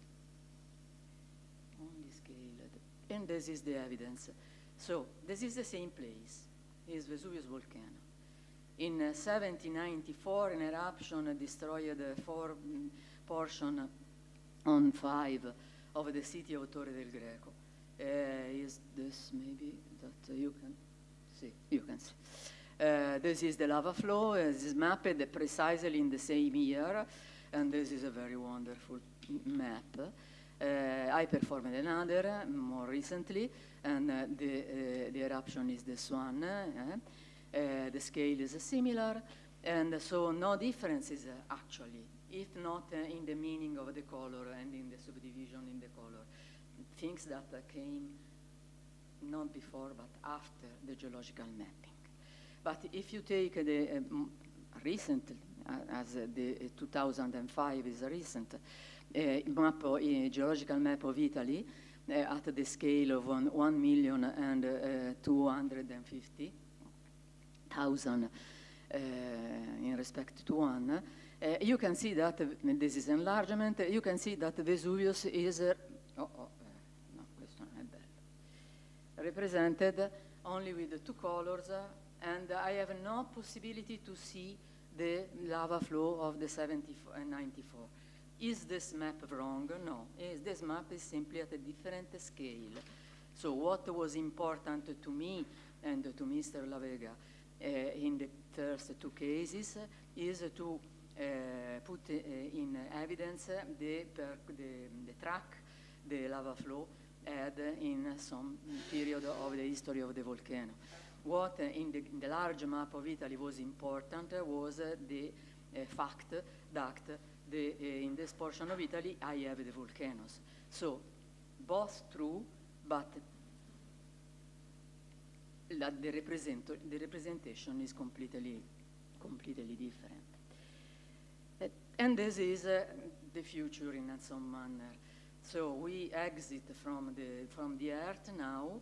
There is a discipline that is named planetary geology that is oriented, obviously, as the name says, to consider the geological map, to perform geological maps of the planets of our universe, with some difficulties, with some problems, with some of affidability, obviously. We are not on the moon. But the important thing is that this map is possible without a topographical map in sensu stricto, but with something that is a shaded topography performed by means of other instruments. Other instruments that are the georeferentiation, the use of the shaded topography, the GIS, geographic informatic geographic systems, and so on. But what is the connecting point? The connecting point is that you can see that there is a grid on this map. A coordinate grid will be different from the coordinates that I have on the Earth, but in any case is the same system for being sure that the point is here and this point have these coordinates. I can change everything, but the coordinates remains. And this is quite all. So there are. I intended to make something different in the last one slides. That is this, the perspective in which we look at our cosmos, and not only this. Yeah, obviously, the Earth is a point in this photograph. Fantastic photograph, seems to be very defined. Cassini project gives us something marvelous. But the point is not this. The point is that by means of photographs like this, you can appreciate the importance of technology, the improvement of technology on science. But what is the reverse? So I attempted to use the artificial intelligence of Google, making this question: is science dependent on technology or technology dependent on science? A stupid question, no? All of us know the answer. But the answer of the system is interesting.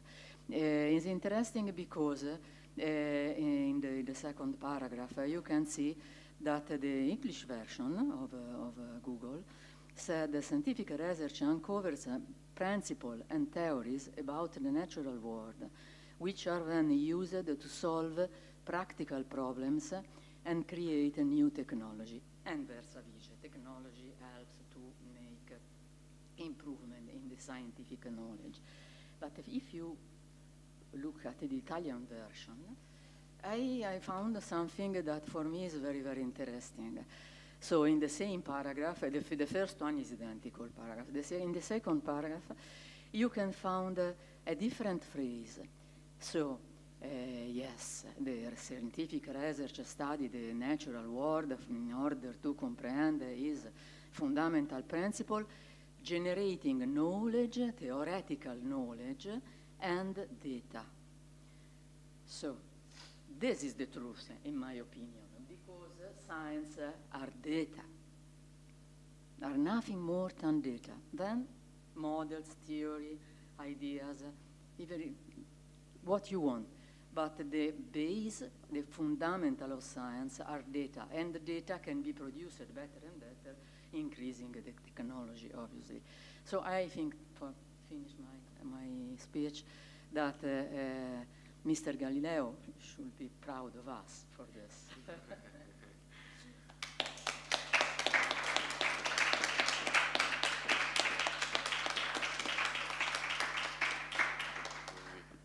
Thank you very much, Claudia. Okay, so we are pleased to welcome François Boucher, and I'm going to do his presentation. François is an astrophysicist emeritus at the Institut d'Astrophysique de Paris, specialized in cosmology. He worked on analyzing the large-scale distribution of galaxies using novel statistical techniques like fractal dimension, and pioneered numerical simulation to study the dynamical evolution of these large-scale structures of the universe under the influence of gravity. He also determined the imprint of the early universe cosmic strings to seed the formation of structures. Most notably was the co-PI of the Planck HFI instrument, which mapped the full sky of millimeters frequencies. In addition to precious maps of the galaxy, this yielded the definitive map of the temperature anisotropies of the primordial fireball residual, the so-called CMB. And if you don't know the CMB, you will soon know what is the CMB. And the analysis of the CMB provided the most precise constraints to date on the parameters of our model of the universe, as well as the groundbreaking maps on the dark matter distribution in all the universe, thanks to its imprint on the CMB. Thanks again, François, for being here with us. Thank you for inviting me. Well, first of all, there were lots of resonance with the previous talk. Let's start with that. And indeed, we are faced with a lot of the technicalities, like having to represent the spherical data on a map to convey it, and it's all this. By the way, there are a little bit of difference because we're interested also in luminosity, so we are very interested also in surfaces, and which is, well, just one of the little things. All right, so first, I'm a cosmologist. I spent the last 40 years mapping and analyzing the structures of the cosmos, and on scales which are completely out of reach of common experience. So already this is sort of a challenge. So we have to call representations, and of course they are never full to all of it, so we have to pick up particular themes. But these maps are absolutely crucial to allow us to first grasp ourselves what we measure, then to convey it to other professionals, because this is usually a change of the worldview, and then to the public. And actually what I will be doing later on is actually show you the maps I'm using to actually talk both to professionals and the public. So I'm using the same images. Of course, the discourse is a little bit different, and if I have an hour with professionals, I will get into a lot more details than I would do in 20 minutes for non-professionals, of course. Now, of course, the maps are just one particular step from the sky through the instrument to the maps or other graphical representation, then mathematical tools to actually get to what I might say is knowledge. And I will tell you a little bit what I mean by that.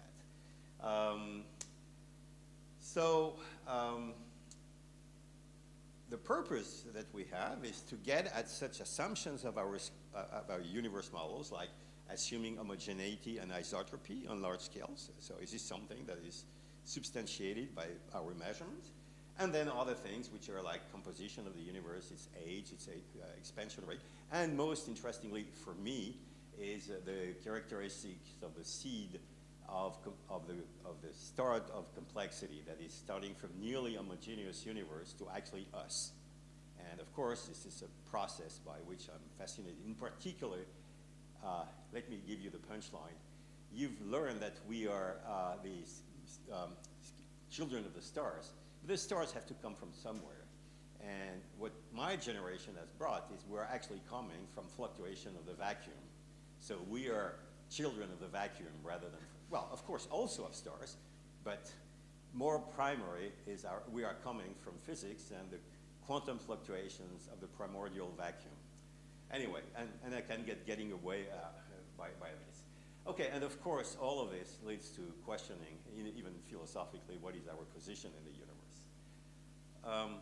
All right, so there were questions that were put to us, and I tried to answer some of those. So what is the strategy we are using in cosmology? Well, we're using the one of the scientific one, which is we start with the current model of the universe that we have, and then that allows us to ask questions because we don't know everything. And with technology, we can pose new questions, I mean, because we obey to the dictate of the experiment results. And then the result either comes to solidify the current paradigm or calls for a change, which may be possibly very radical, like, for instance, going from Newton to Einsteinian view of gravity, which is a pretty radical one. In astronomy, the tools are, not all of them, because we're using more than that, but quite fundamentals are images and spectroscopes. And images allow us to discover the sky in ways that our eye cannot grasp. It might be finer details, very low luminosity, or even colors, quote unquote, or frequency or wavebands, whatever, which are totally inaccessible to our eyes, like X-ray, gamma rays. And my career has been a lot about in the millimeter range, because this is where the primordial fireball shines most. The other one are spectroscopes, and of course they allow us, by looking at decomposing the light, what are the composition of distant objects. But even more importantly, I mean, for cosmologists, it opens the third dimension. Because when we look at the sky, well, we see positions, but then how do we know how objects are in the third dimension? Well, understanding that the universe is expanding, that implies that there are through Doppler law, that there is a global redshifting of the rays of the lines as compared to laboratory reference, which allows us to sort of know how far the object is. There is a long story that I could tell about how this was discovered, blah, blah, blah, Cepheids and so on, but let's just take it for granted. And this is what we discovered, and that's really a complete change, which I lived personally. I mean, that is, we understood at some point that the universe at large scale had a sponge-like topology. In other words, when you look at the distribution of galaxies, you find that there are large areas which are very devoid of any galaxies. Of course, I mean, at the beginning, in the 19-something, there was a big step of understanding that what we see, our galaxy, is just, it was called a universe island, and we had to realize that some of the stuff were outside of the galaxy. So universe changed scales immediately. I mean, tremendous. But then, if you think of galaxies are just mere points, we found that there were not many galaxies in certain regions, and then these regions were essentially bounded by sheets where there were a small distribution of galaxies, and that the intersection of the sheets were filaments, where they are a little bit denser. At the intersection of the filaments are clusters of galaxies. And this sort of describes, with varying contrast, the skeleton of what might be identified or compared with a sponge, because a sponge is a place where the water can go anywhere in the sponge, and you can also follow on the skeleton anywhere. So these are two connected topologies, which is very interesting. And that's something that when I was in my 30s, we discovered that this is the way that this bubbly universe is the one we are inhabiting. Now, I will, in the follow-up, demonstrate how I use, in practice, our current level of knowledge to communicate with my fellow humans. And so, let's see. Yes. So this is a sky. So this is a map where, let's see. Oops. No. All right. Well, I'll just point this way. Okay. So this is an old-wide map. This is the full sky. This is the center of our galaxies. This is the plane of the galaxy. As you can see, these haze are actually all the stars, which are non-result of our own galaxies. And then all of these dots is actually representation because it's just picking up only the galaxies, okay? And they are also coded, they happen through the spectroscope that we actually know the redshift. So you cannot really see it, but when I will go to a 3D representation, which started to be available in the 19-something, that's where you will start seeing the voids and all of this. Even though you already start seeing that there are regions which are less dense, and there are some filaments, clusters, but it's not completely clear. So let's move on to the next. You can sort of say, let's take shells, very shells, like a peel and an onion. And these are, so the first shell is just our Milky Way, so the cool stuff. I mean, you know, our house. And then you move to smaller redshift, so you start to see this is one shell, then the next one, and the next one, and the next one, and the next one. And of course, if you look just on the shell, you start seeing very well, all right, these empty regions, these clusters, and so on. And now this is easy business to actually go to a three-dimensional representation. So here is an example. So we are around here, and you see that we are part of a cluster. This cluster is part of a supercluster, and there are some larger scale distribution. You've heard, I'm sure, some of our colleagues, like Hélène Courtois, living at Lyon, sort of show the Laniakea supercluster, and you sort of see the flow of matter, which has been represented because we also can now address what is the direction of the flow, so you can sort of see here. And this is sort of now a much larger scale representation of the galaxy distribution. So we are here. There are no objects here, not because of galactic conspiracy, but it's just our galactic plane, so we cannot see through the galactic plane. So these are the two hemispheres, above and below. And they were starting to be on really large scales. If you think of the expansion of the rate of the universe is about, well, 66 kilometers per second per megaparsec. So if you want to prefer megaparsecs, you can do this. Let's see, so does this work? No, all right. Let's see, can I, it doesn't work. All right, well, too bad. Oh yes, I transmitted it, so of course there is that. All right, so this is something where you can actually go through 3D and move it, and where there are slices, and you really see, it's just like if you're cutting Gruyere and Swiss cheese, and you know, you really see it. Anyway, so these are large-scale structures of the universe. So how do we represent this? Well, this is one particular attempt, which is to say, well, let's go to logarithmic coordinates. So it's really sort of deciding what is it that we really want. Well, in that case, we really want to see all of it. So you start from the Earth, and every time you move by 1 unit, what you represent is 10 times larger. Right. So the first billion years, okay, is as large as the next 10 billion years on paper. So this, to give you the scale, the Big Bang is here. So this is, we now know, thanks to my work and the few thousand people that work with me, this is 13.7 billion years. Okay, so this is at scale, right? So it's about 10. And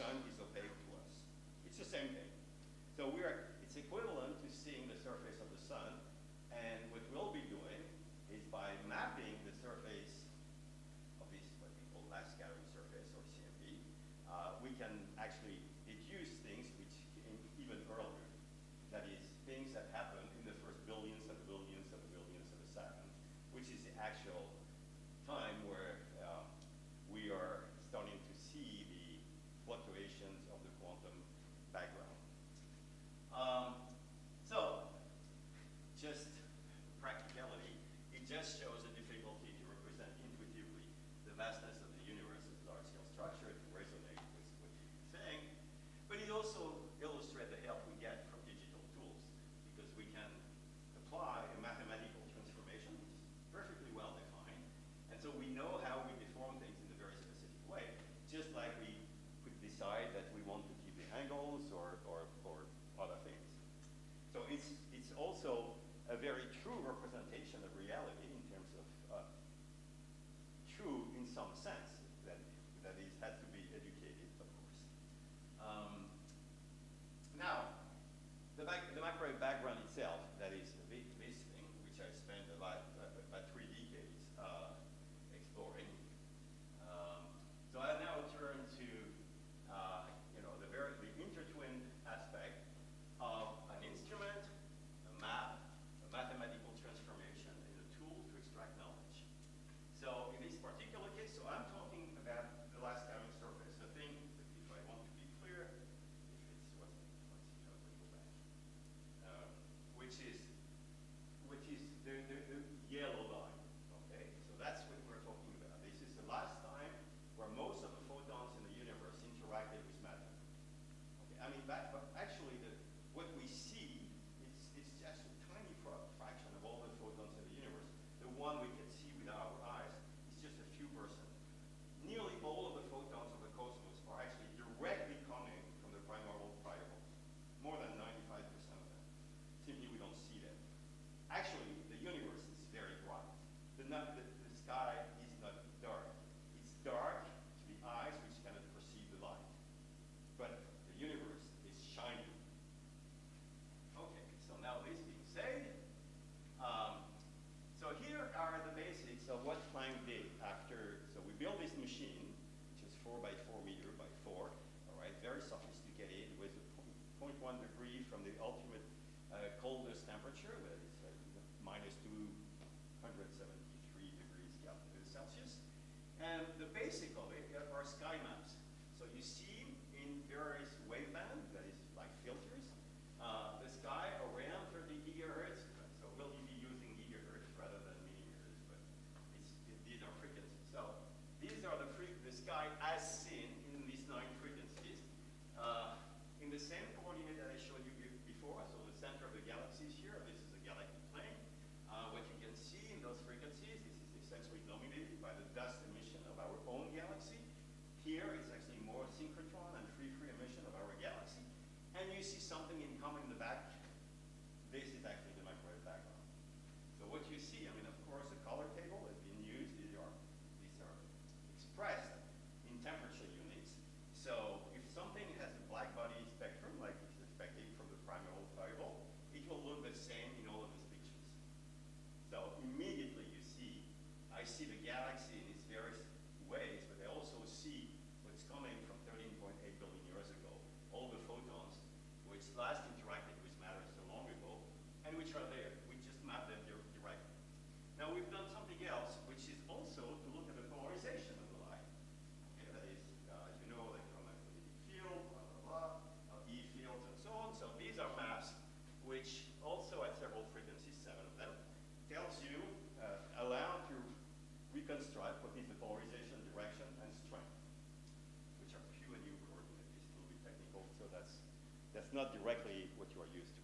Anyway, so this is the basic representation of what we've done, about 1,000 billion measurements that we've made of the sky, which are now compressed into this 9 plus 2 times 7 maps. Okay. So that's the next step. Now, oh yes, these are details. So the next thing is actually how you combine all of these to actually do a component separation, because we are not interested, at least at this moment, by the galactic emissions. We want to know what is the map in this very remote background, and here it is. So this is the map that you can see in Everbook and so on, which we produced.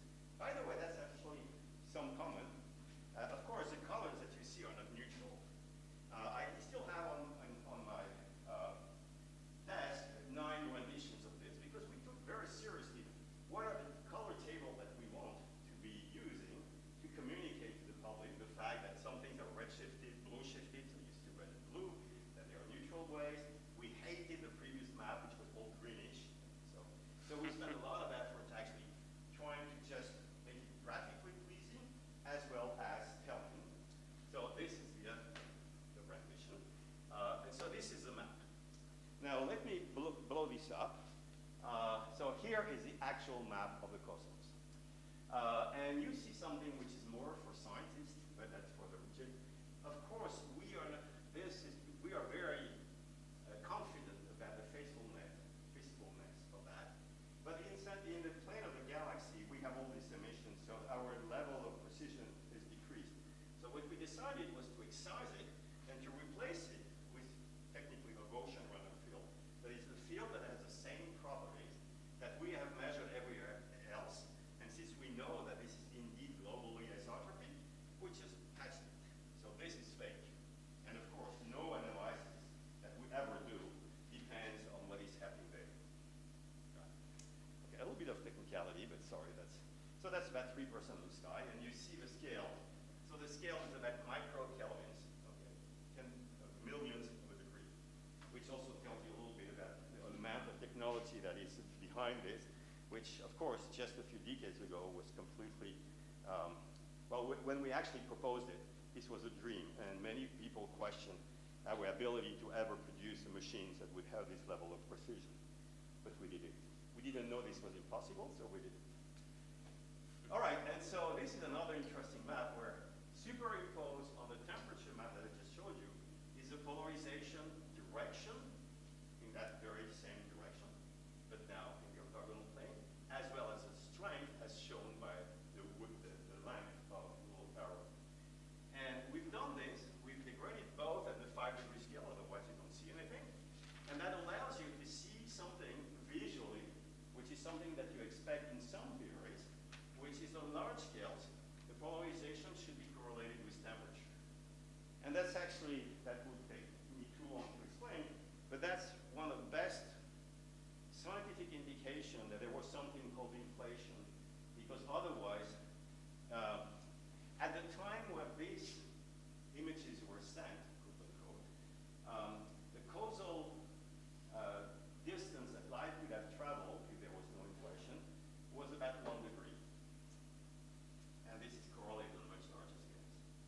So this is an indication that there must have been some dramatic event very early on in the history of the universe, which I cannot describe all of cosmology in 20 minutes, but you can sort of sense the way of using these images that can be used to communicate both with the public as well as the professionals. Because of course, I had to teach that to professionals, astronomers, for a long time. Well, now this is in books and it's told everywhere. So these are, and I insist, I'm using the same objects to communicate with professionals and the public.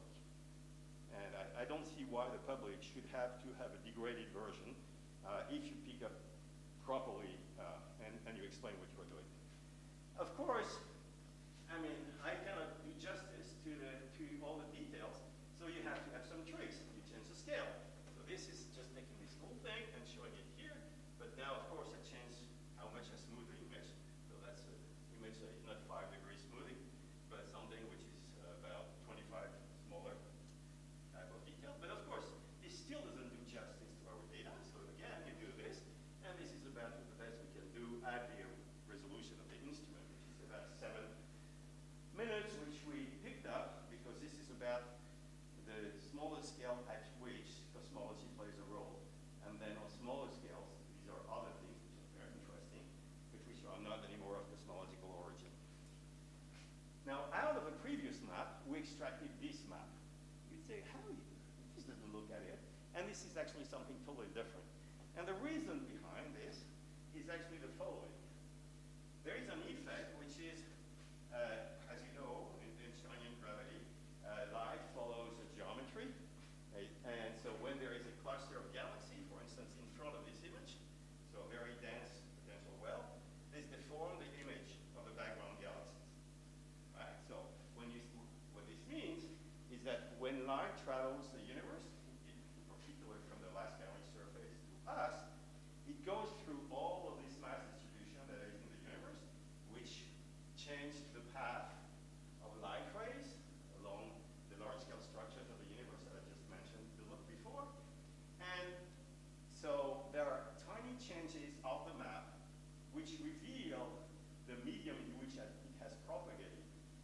can now use the map through rather complex transformation. This is something totally new. This is the first time ever that this has been done.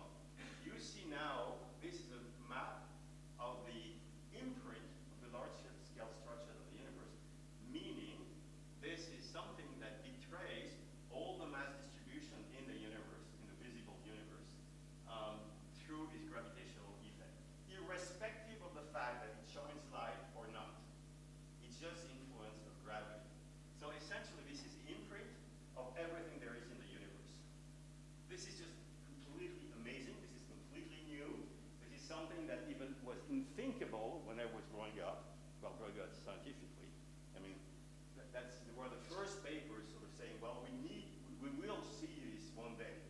So this is it. I think this is one of the most amazing results of Planck.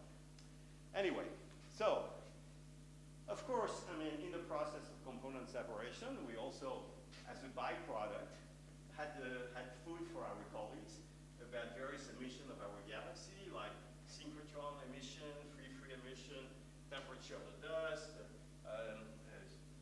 spectral index, the CO molecule, several transitions, as well as the imprint of clusters of galaxies. So all of this is a lot of astrophysics, which is not my purpose, but to say that we are not just throwing it out. And also we can do in polarization. And now this is another rendition of now we found this way of representing the sort of the polarization lines. Okay, so that's really tells you how the polarization direction, both in strength and direction. So this is another interesting. And that's, you might say, well, what these other things? Because some colleagues pretended to have discovered the imprint of and get the Nobel Prize, and actually they didn't talk to us, so they got it completely wrong. They actually showed, discovered the imprint of dust, and that's why dust can be heavy over here, and you see that this is a little bit difficult to trace. So there are messages for everybody here. Now, of course, I showed you maps, but how could I go from maps to actually telling you the age of the universe? So of course, we need some additional steps.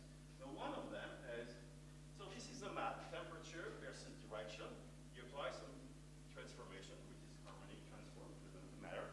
Out of this, we can build something, which will be this next step, which is something that tells us how, if you think that what you're looking is actually the surface of the sea from above. One thing that is of interest is to look at the waves and to quantify how high the waves are as a function of their frequency for distance from creek to creek, right? So this is exactly what this is. It's just telling you, now the waves are actually the density waves, but that's, so this is the map. It's just a representation of the map that we've seen before. It's just telling you there is a particular scale at which the fluctuations are larger and smaller. And that's because the universe is like a big drum. So there are, in the early universe, there are acoustic waves. And so what we're representing here are the strength of the various acoustic waves in the early universe. And by doing this, so we're measuring this for temperature, we're measuring it for the cross correlation with polarization, we're measuring it also for the lensing that I mentioned before. And now we can do something of interest. It is, okay, that's what the universe tells us. How does this compare with theory?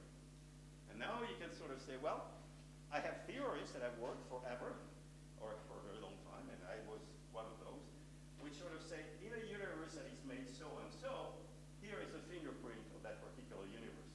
So that encodes the fact that you're making assumptions about homogeneity, isotropy, properties of the initial seeds,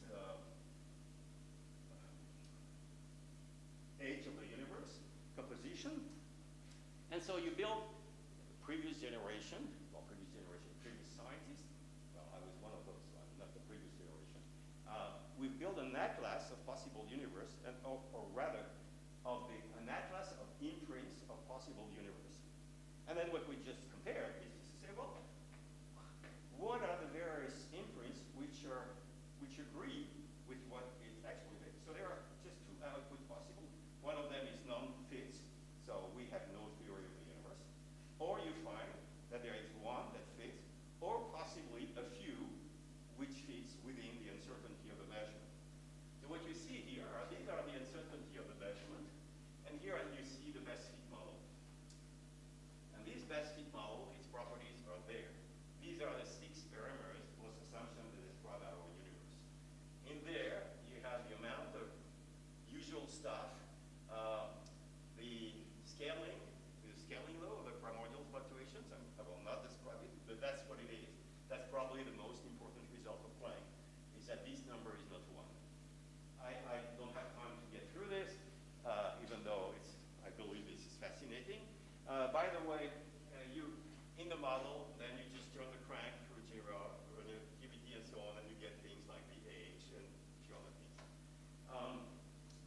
important here is more the mental process by which you use an instrument to collect data, to transform it in a graphical way, which you can communicate a lot with your fellow colleagues, or fellow humans rather. And then you turn this again into things where you can find a meeting point with your theories, and then sort of say what fits. And that's exactly what I told you in the first slide about the method, which is at some point we question the validity of our earlier model by putting it to the test with the real universe and seeing whether we need to change the paradigm or not. In that particular case, this is actually the strongest indication that we have a good model for the universe and we have a good understanding, even though that doesn't mean that they might not first have open questions. And of course, that doesn't mean either that there might not be a few other measurements that will show a flow that will impose that we have to change our current model. So it's just, the only thing that remains are the measurements.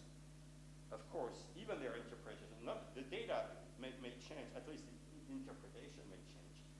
And we just have temporary model to make sense out of the universe. Now, all right, so I grew up when there was the time when you say, well, cosmologists, I mean, you can do whatever you want and so on. Well, we have measurements at the percent level of all the main parameters of the universe. And that allows us to actually get to what is the seed of all of this, which are the representation of the vacuum energy density of the quantum vacuum, which we think is this, which is, first of all, gets the properties of what we're measuring, and second, which is also the seeds of all structure theories, which, and I must say that these results raised some global interest, which is me with the guy that you probably know who it is, even though that's not the current one.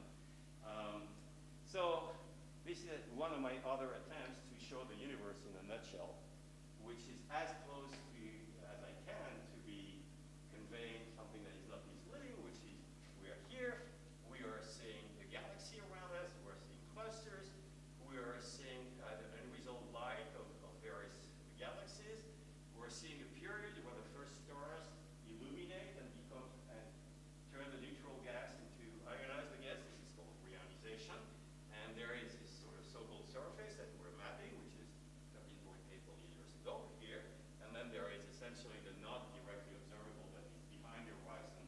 And then this is the Big Bang. And you sort of see this on this side, the dark matter distribution, because we are not even made of the same stuff than the rest of the universe. At various stages of the evolution, that is, of course, this is through a computer simulation. I could also speak, because I was one of those that made these first simulations of large-scale structure and the influence of gravity. But this is sort of also showing you that, of course, in a sort of vivid way, the further away you look, of course, the earlier it is in time, and so you are seeing structures in an earlier stage of development. Structures in their interest, of course, because we're just observing the backward light cone, and we're never seeing things at the same time than us, obviously. So this is dark matter distribution. This is our galaxy, clusters, infrared galaxies, reionization, and the last scattering surface that I mentioned. Now, a few more words. So we have been discovering ourselves that we're ever less central than we, oh yes, that's fine, 2 minutes, I'll be there. Then as I showed, that the Milky Way became a mere dot in our progression and to large-scale structures. And the irony, which I didn't spend so much time in, in the process we discovered that our stuff variants are just a minor representation of matter, and even matter itself, it's only a few percent of the overall density of the universe, which is essentially dark, what we call dark energy, which is essentially just something to encapsulate our lack of knowledge of what it is. I wanted to sort of remind you of representation. So when we, in this way of becoming less central, we discovered that our sun was just a sort of a pretty ridiculous sun, at 3/4 away from the center of our own galaxy. So I didn't take more pictures of this. And now, well, as you know, I mean, we are also discovering that we are even less central in the sense of the progression of consciousness, and well, we are very much closer to animals, to the other animals, we are animals, than we ever thought. So I wanted to thank you for your attention, and I wanted also to say that it's been a very interesting experience for me to be with you, because I felt like not a cognitive disruption, but I felt very much that you are the one looking at, or at least your descendant will be looking at my own body when I will be dead for 3,000 years, about how come, you know, he has been producing these funny images and so on, and why did he do this, and what is his choice? And then I thought that just, I'm in the middle of your, you know, I mean, your descendants will be the ones. So I find that there was a question of scale, maybe of but rather temporality. Okay. Now, to conclude on what you asked me, is I think that we also need your help to try to dispel public misconception about what we actually do, because this is so far of what I read of what the scientists are supposedly doing, or trying to impose truth, and while we are following a blueprint which is really clear, which is a scientific method, which is we follow what experience dictates us, and we change our models of the world along the way, because, well, this is a universe that tells us what we have to do. And the most amazing, as Einstein said it, is the universe appears to be comprehensible to us, which is really something that is not given. And people also often question on how can you be so bold of having these principles of homogeneity and so on. Well, it's very simple. We make assumptions and we see how productive they are. And if they are productive, we say, well, they are good assumptions. It's just very, very simple. And in my sort of peasant's view of this is you judge a tree by its fruits. And so judge a scientific method by its fruits. And I think we've come a long way. I thank you for your attention. And, well, there was something, and let's just follow this. So a new globe for Charlie Chaplin to play with, and this was for one other person. Yes, there are Paris globe. I did build this thing, or asked to be built this 10-meter thing where we could plank into the proper proportions, stunning the sky as it will do, because this was before the launch, and immerse people in an experience that will allow them to be at the Lagrange point number 2 of the solar system with Planck, mapping the cosmos. And so anyway, I can tell you more about this if you're ever interested. Thank you very much, François.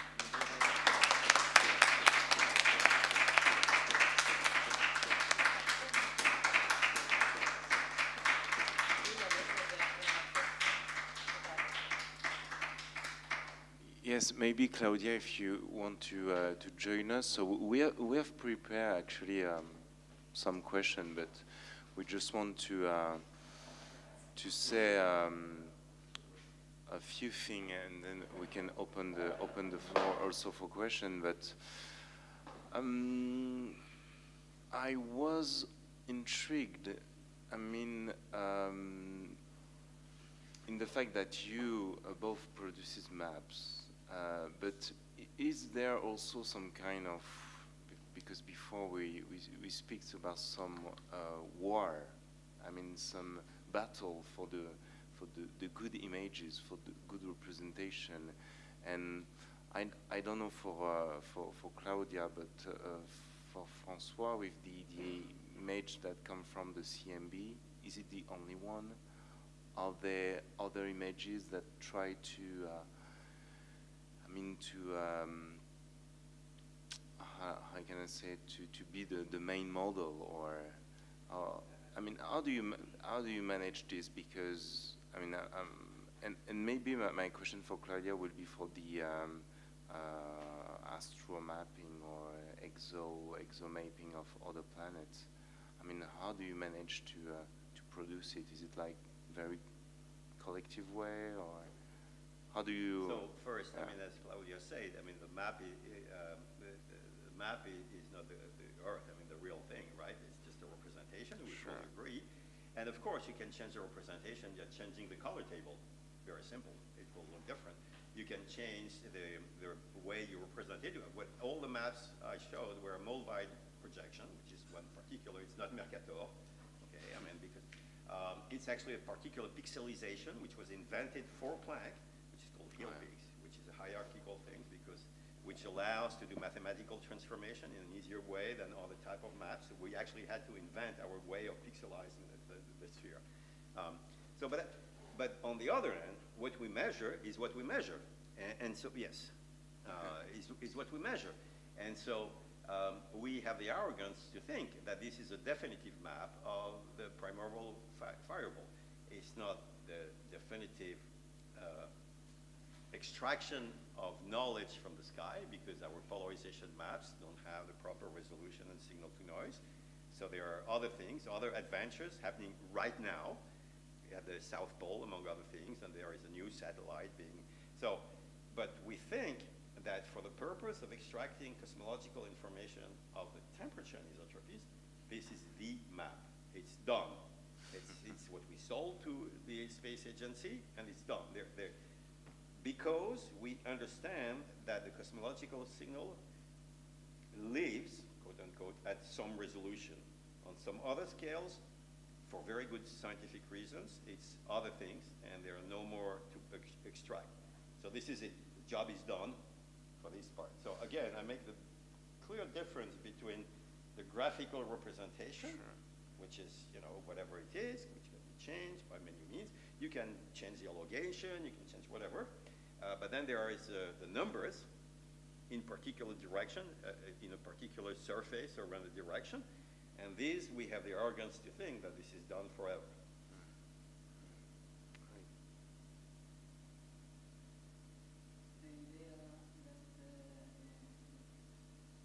No, I think it works. I think it works. I think it works.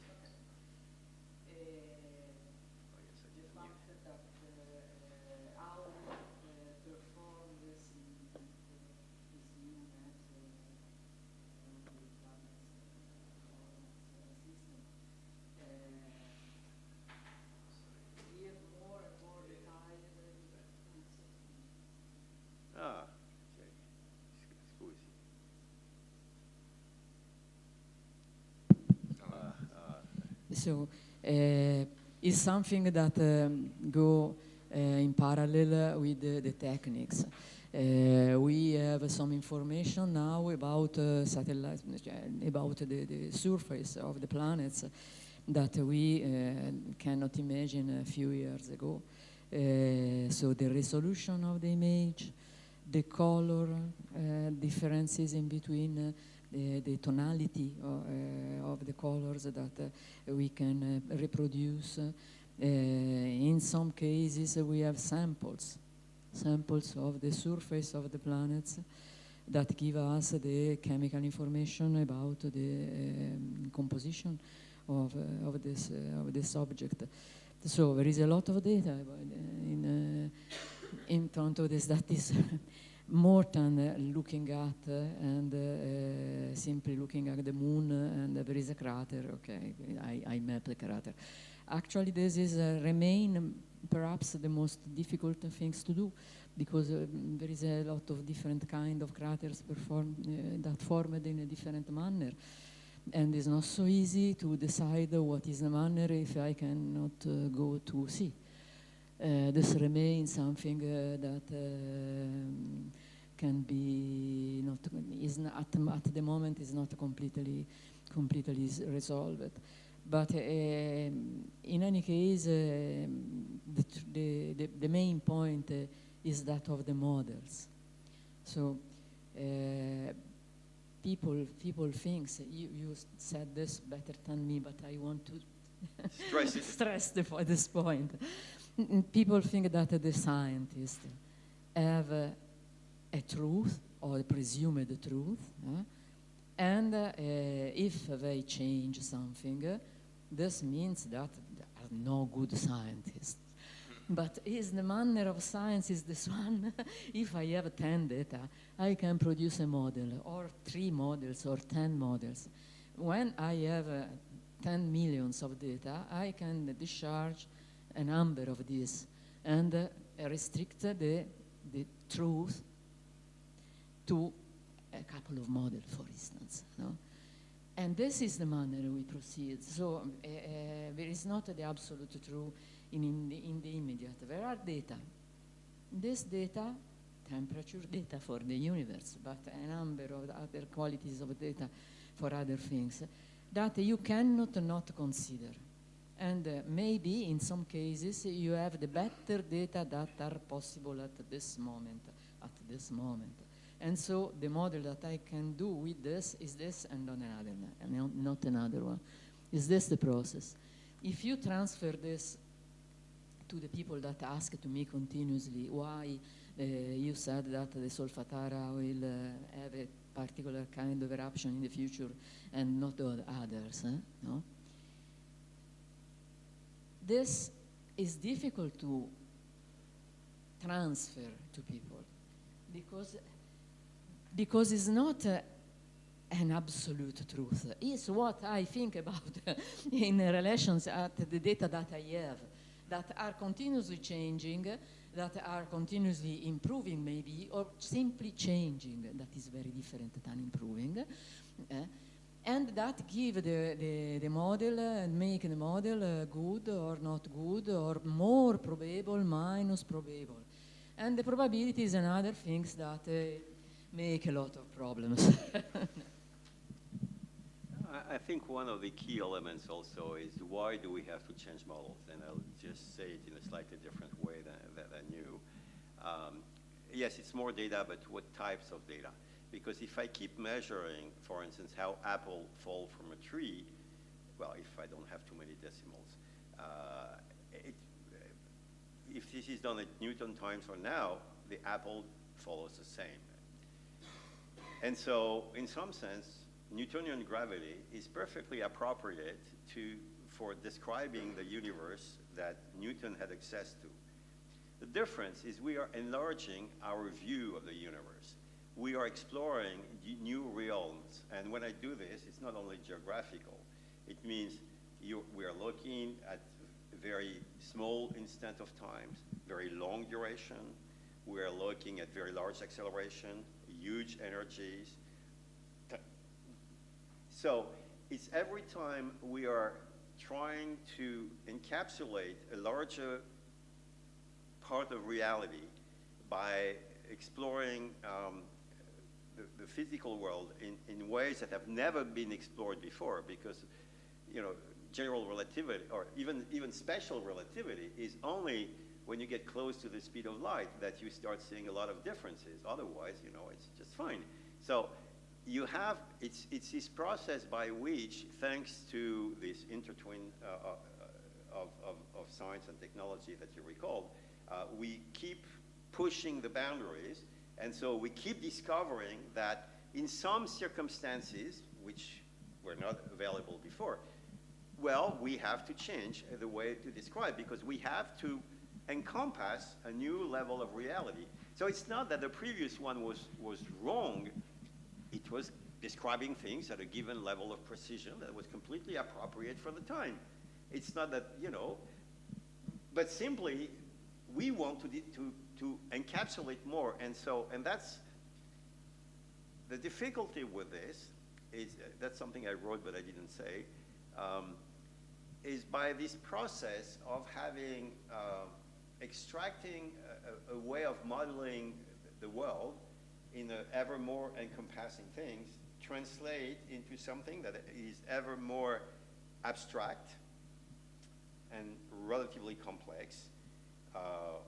There is an inner simplicity that you recover past all the technicality, but which does mean that we have a problem to communicate with our fellow humans, because it takes a fairly long and arduous process of learning of these tools and so on, that you start seeing the, you know, the underlying beauty that there is, because I find this is beautiful. But this is becoming more and more remote of everyday experience, because this is a price you have to pay to be able to encompass, you know, very large scales, very large velocities, very large mass, well, all of these new ways which people have no direct experience with.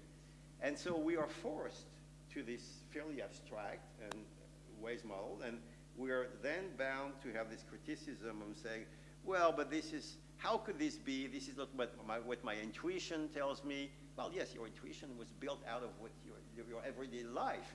So you had no experience of how it is to be falling on the black holes. And by the way, you wouldn't be able to tell after that. So, and that's, I think this is a real difficulty that I find. I mean, I'm really making an effort to talk to everyone, my janitor, to everyone. But this is the difficulty, the abstractness that we progress towards. And, you know, it's, well, I told you. It has to start every time. No.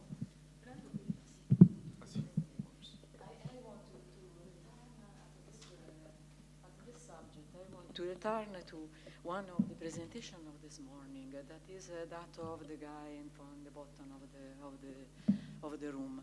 That was the vortex, the Leclerc. The vortex, yes. Vortices. So my prime impression, that is in my scientific language should be named speculation. That is a bad word. People use it for meaning that you are probably wrong. This idea of vortex that is exemplified by the sphere with the Earth in the middle and the moon at the boundaries should be the expression of the gravity influence sphere, of the gravitational forces that end with the starting of the other gravitational sphere or influence of another planet, for instance. This is simply an idea or a speculation, no? But is the starting point of many, many of the ideas that the science developed. When you are able to prove in some manner, that means that you have predicted one behavior of a physical phenomenon and this behavior occurred, or you have a model mathematical or astrophysical that give reason in any portion or possibility to this phenomenon. This is the scientific model. So there is a very huge difference in between speculation area, hypotheses, ideas, and the scientific proof or models that can be proved.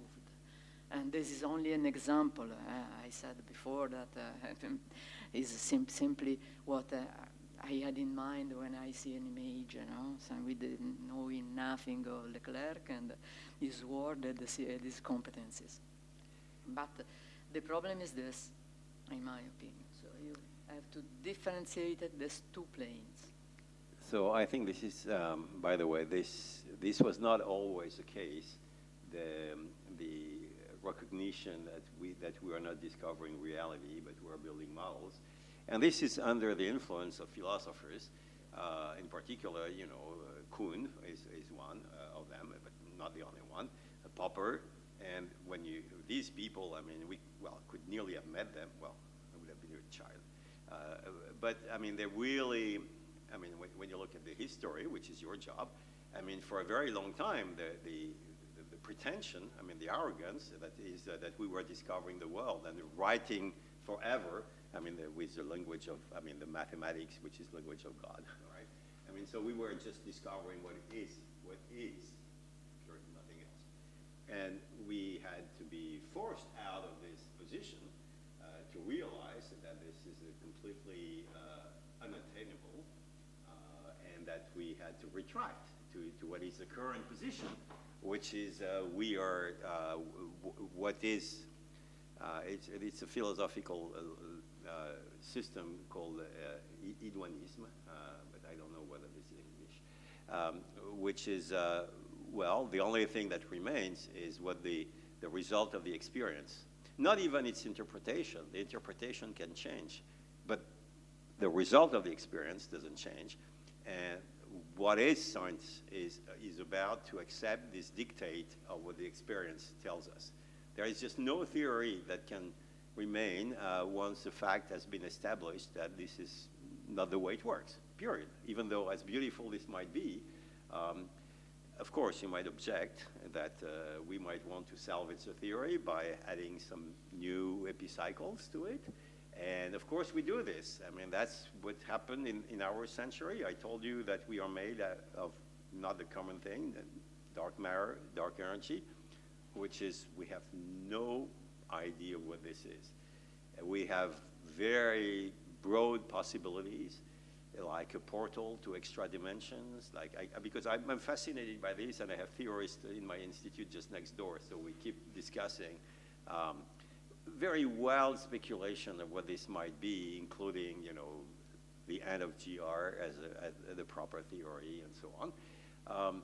But that's fine. I mean, this is the fun of it. I mean, you know, we build some new images of the cosmos, which allows us to, well, think differently and grasp reality.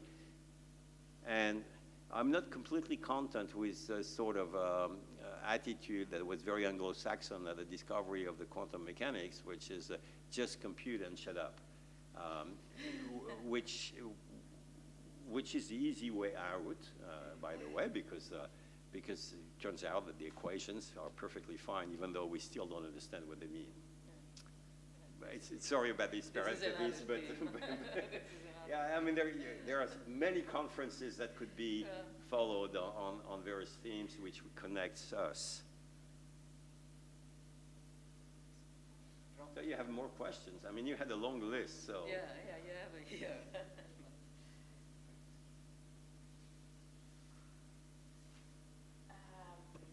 Okay, so we have a question about the innovations and the future. That is, we've seen this a bit in your presentations with the rise of digital and interactive technologies. How do you see the way we represent and understand the cosmos evolving in your disciplines and beyond? And what new opportunities or challenges do these technologies create for the way we communicate scientific knowledge? You want me to start? All right, so I thought a little bit about that question, and this was my final note. Clearly, there is a new tool in town, which is called AI. And AI opens new possibilities, which is to sift through gigantic amounts of data. That is, even if we put all the Chinese to work on cosmology, and there are only 1.4 billion Chinese, or even less now. And so now, given the amount of data that we're collecting, we need some help. And these tools are already being amazing to analyze images for things that we know what we're looking for. Things like their shapes of the galaxies and so on. So we can do all of this. But we are faced with, so let me start immediately. So these are technical. I don't know anything in cosmology that is really new that has been created or invented by an AI to this day. It's just technology. It's just in the sense of just doing better, faster, and so on, things that we already did before, right? So, I mean, this is just, well, it's faster, but there is not a qualitative difference. But what if there are some new phenomena that are being discovered, and we don't understand how they've been discovered because it's just, you know, weights in an arbitrary space, which raises the issue of explicability, which I think is one of the really interesting ones. Physics is about also understanding in some sense, even though it's using a model, even though this is using possibly a mechanical representation of something that is not mechanical, but you build an intuition, you sort of feel, you understand the model, and if a machine is just spitting you something, well, how you validate it and how you communicate it. And I think this is one of the fairly serious ones, because, I mean, it opens new possibilities, but new challenges, and that's, I was trying to answer directly your question on this.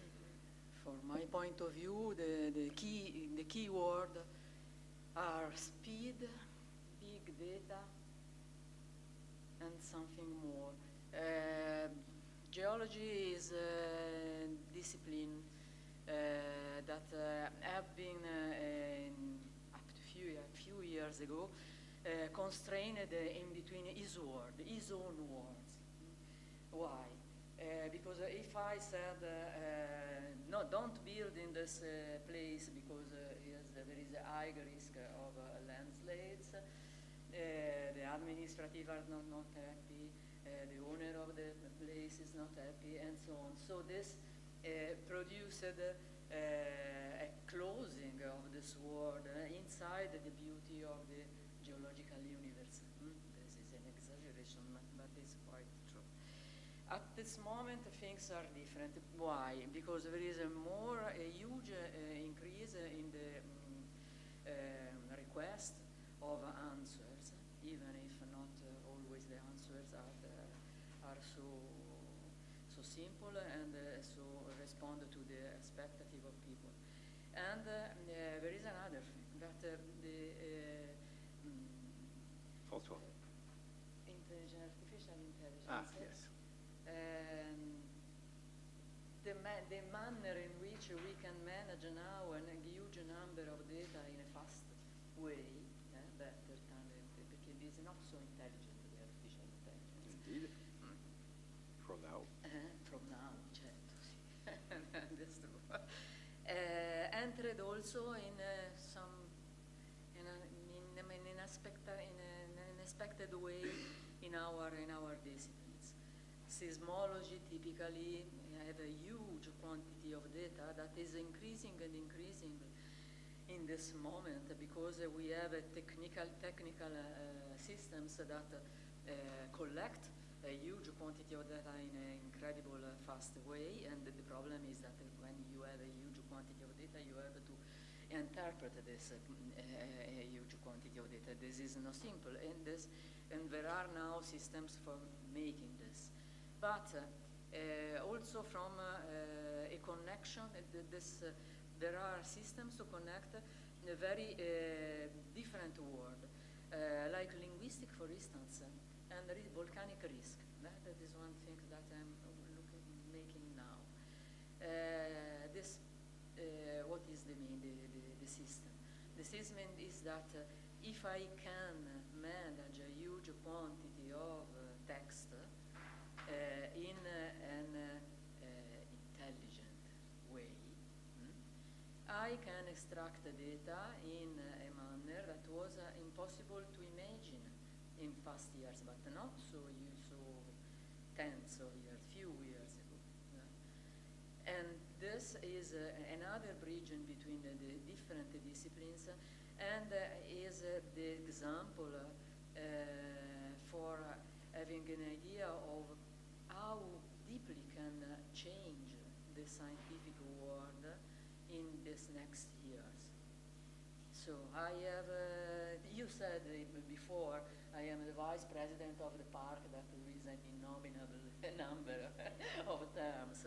In this park there are wolves, there are wild bears and so on, and we have to take on control this. This typically has been made by images, cameras. And what was the problem? That if I have 24 hours of cameras, images, I need at least 10 hours to see all and select the one that have a meaning or not.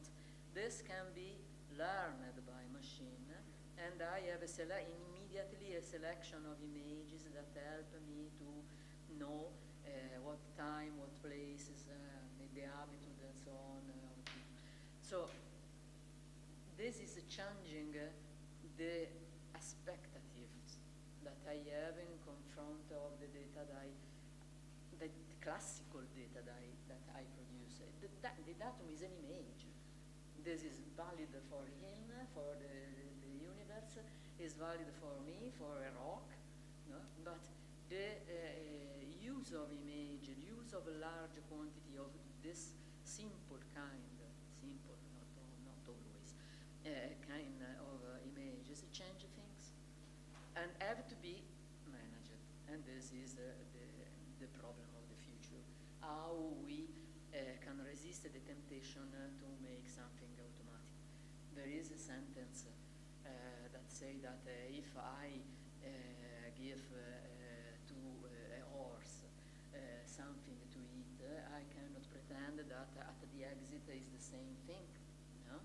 So there are processes that change things, and I have to manage these processes. Automatically, I cannot do good scientific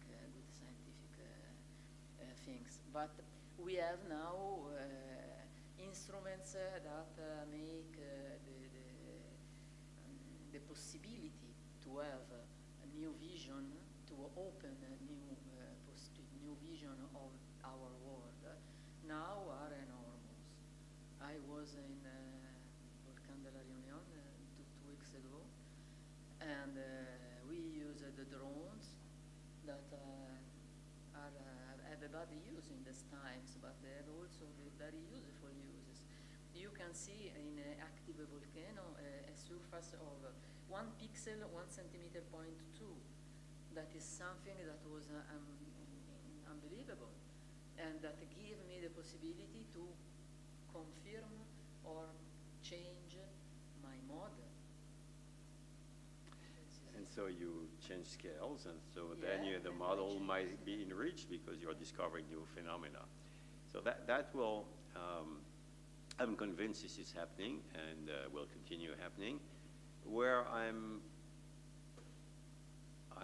less clear about what is likely to happen, let's think of one of the most fascinating thing in the past century is a discussion about the interpretation of quantum mechanics. And then, as you probably know, there has been a long debate about, well, is there an underlying reality or not? So this is the Einsteinian point of view versus the Bohr point of view. In the end, this is the most surprising answer that came out to be validated by the experience. I mean, the Nobel Prize of my colleague Alain Aspect, which definitely say that we had to abandon locality if you had underlying variables. I mean, I don't want to get into technicalities, but you know, that validated the fact that there are intrications, that there is instantaneous changes of systems at least infinite distances and so on. Now, I wonder, so we were forced to one particular interpretation of things after, you know, several decades of debate, Einstein, Podolsky, Rosen, and all that stuff. I'm not sure AI will really help on this. I mean, we needed somebody like John Bell that sort of realized that there was a way to decide of a philosophical debate of what is reality. I mean, really, this is really which is really philosophy. I mean, what is reality? To, in the end, find a way to having experiment decide what was the correct interpretation. And so, first of all, that crucial step where you formulate a philosophical question in a way that is amenable to an equation that you can possibly now check. And what was done? And with an answer. That's, to me, I mean, I'm in some sense, I don't know what I hope, whether I hope that AI will allow doing these kind of steps, or whether I hope that it will remain forever just inferior in sort of creativity. And I'm very unclear about. The point is, what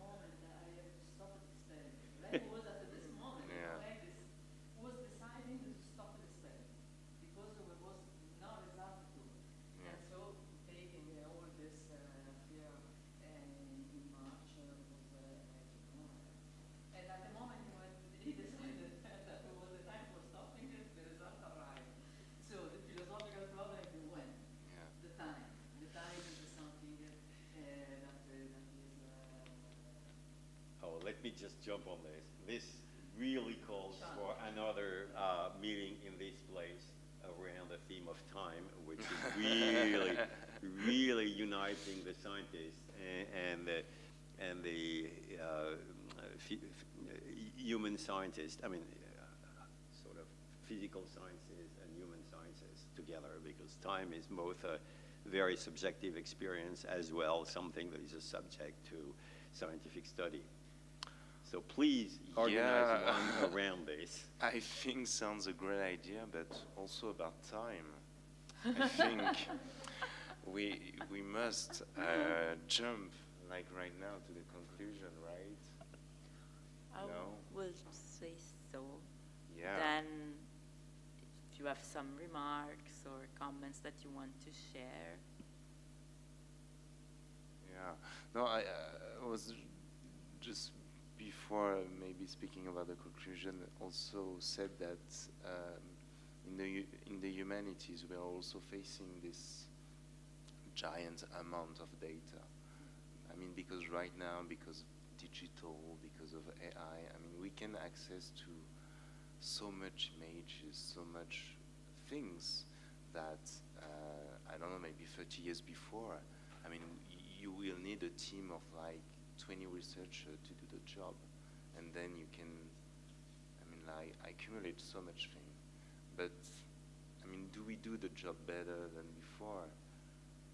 That's also the question, but we will see maybe for Yes, the next episode will be about scaling and time, because the question of time really emerged powerfully during this last debate, and also throughout all these 3 days, I think. So we already got a great idea from you all that needs exploration. So maybe we just wanted to say a few words to conclude these 3 days, and it was very stimulating days for us.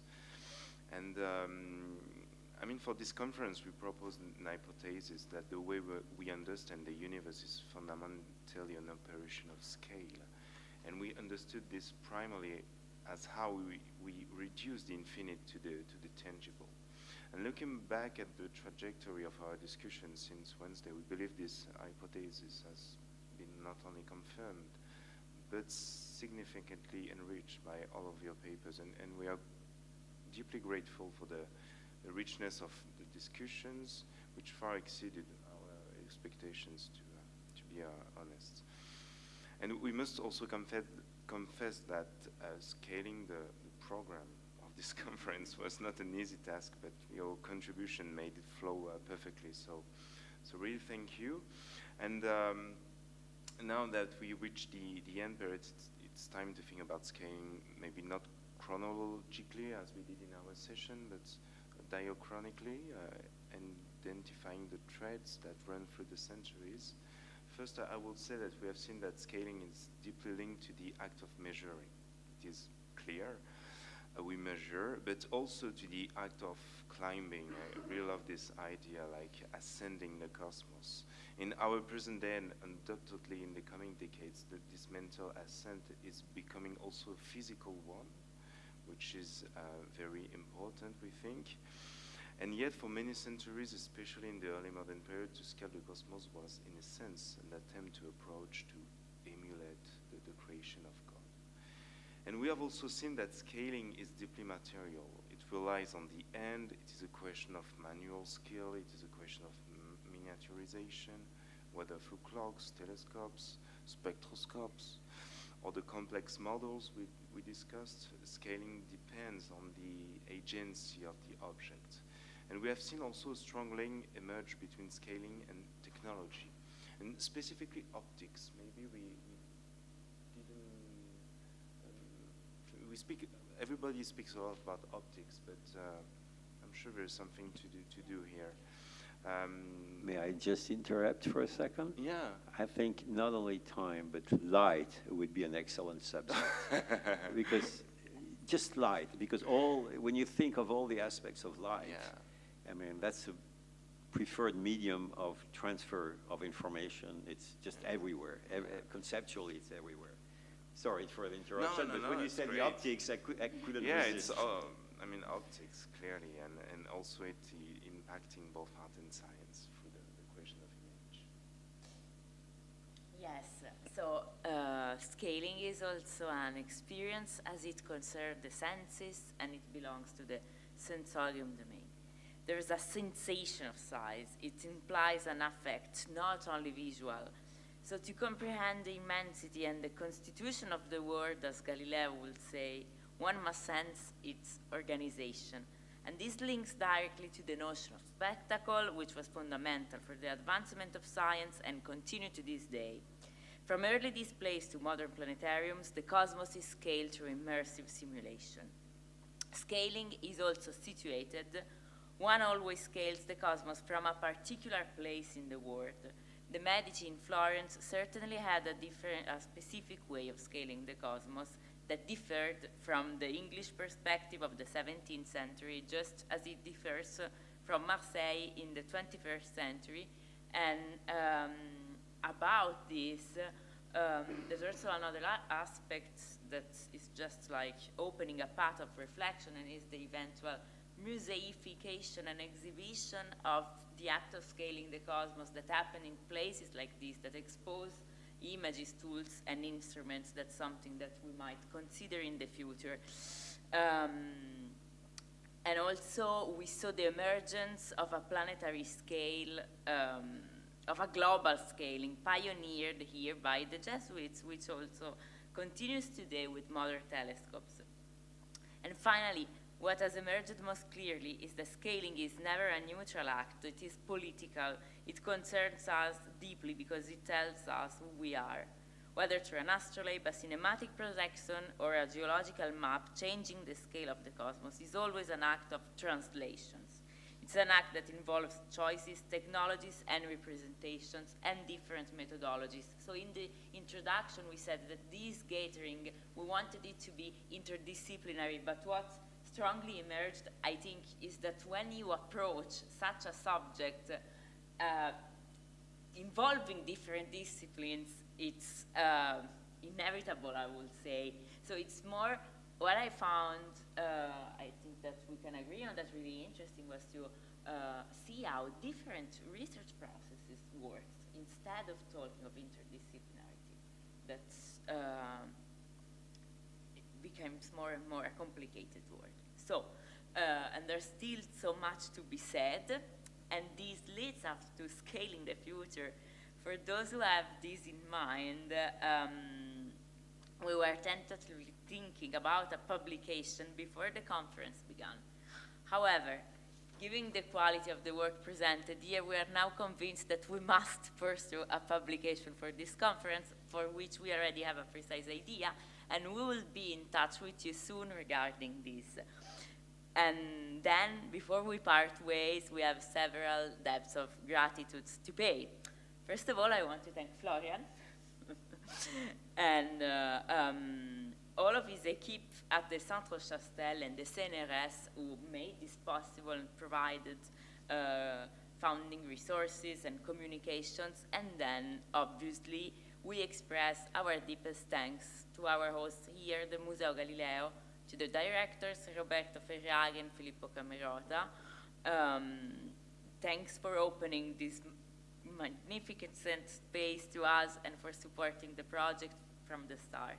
And we also thank Giorgio Strano for the visit and the talk, as well as the entire team here at the Museo and everyone working behind the scenes. And obviously, a warm thanks to our audience, to all the participants to this conference. Thank you for making it so satisfying, I would say. Yeah. Thanks.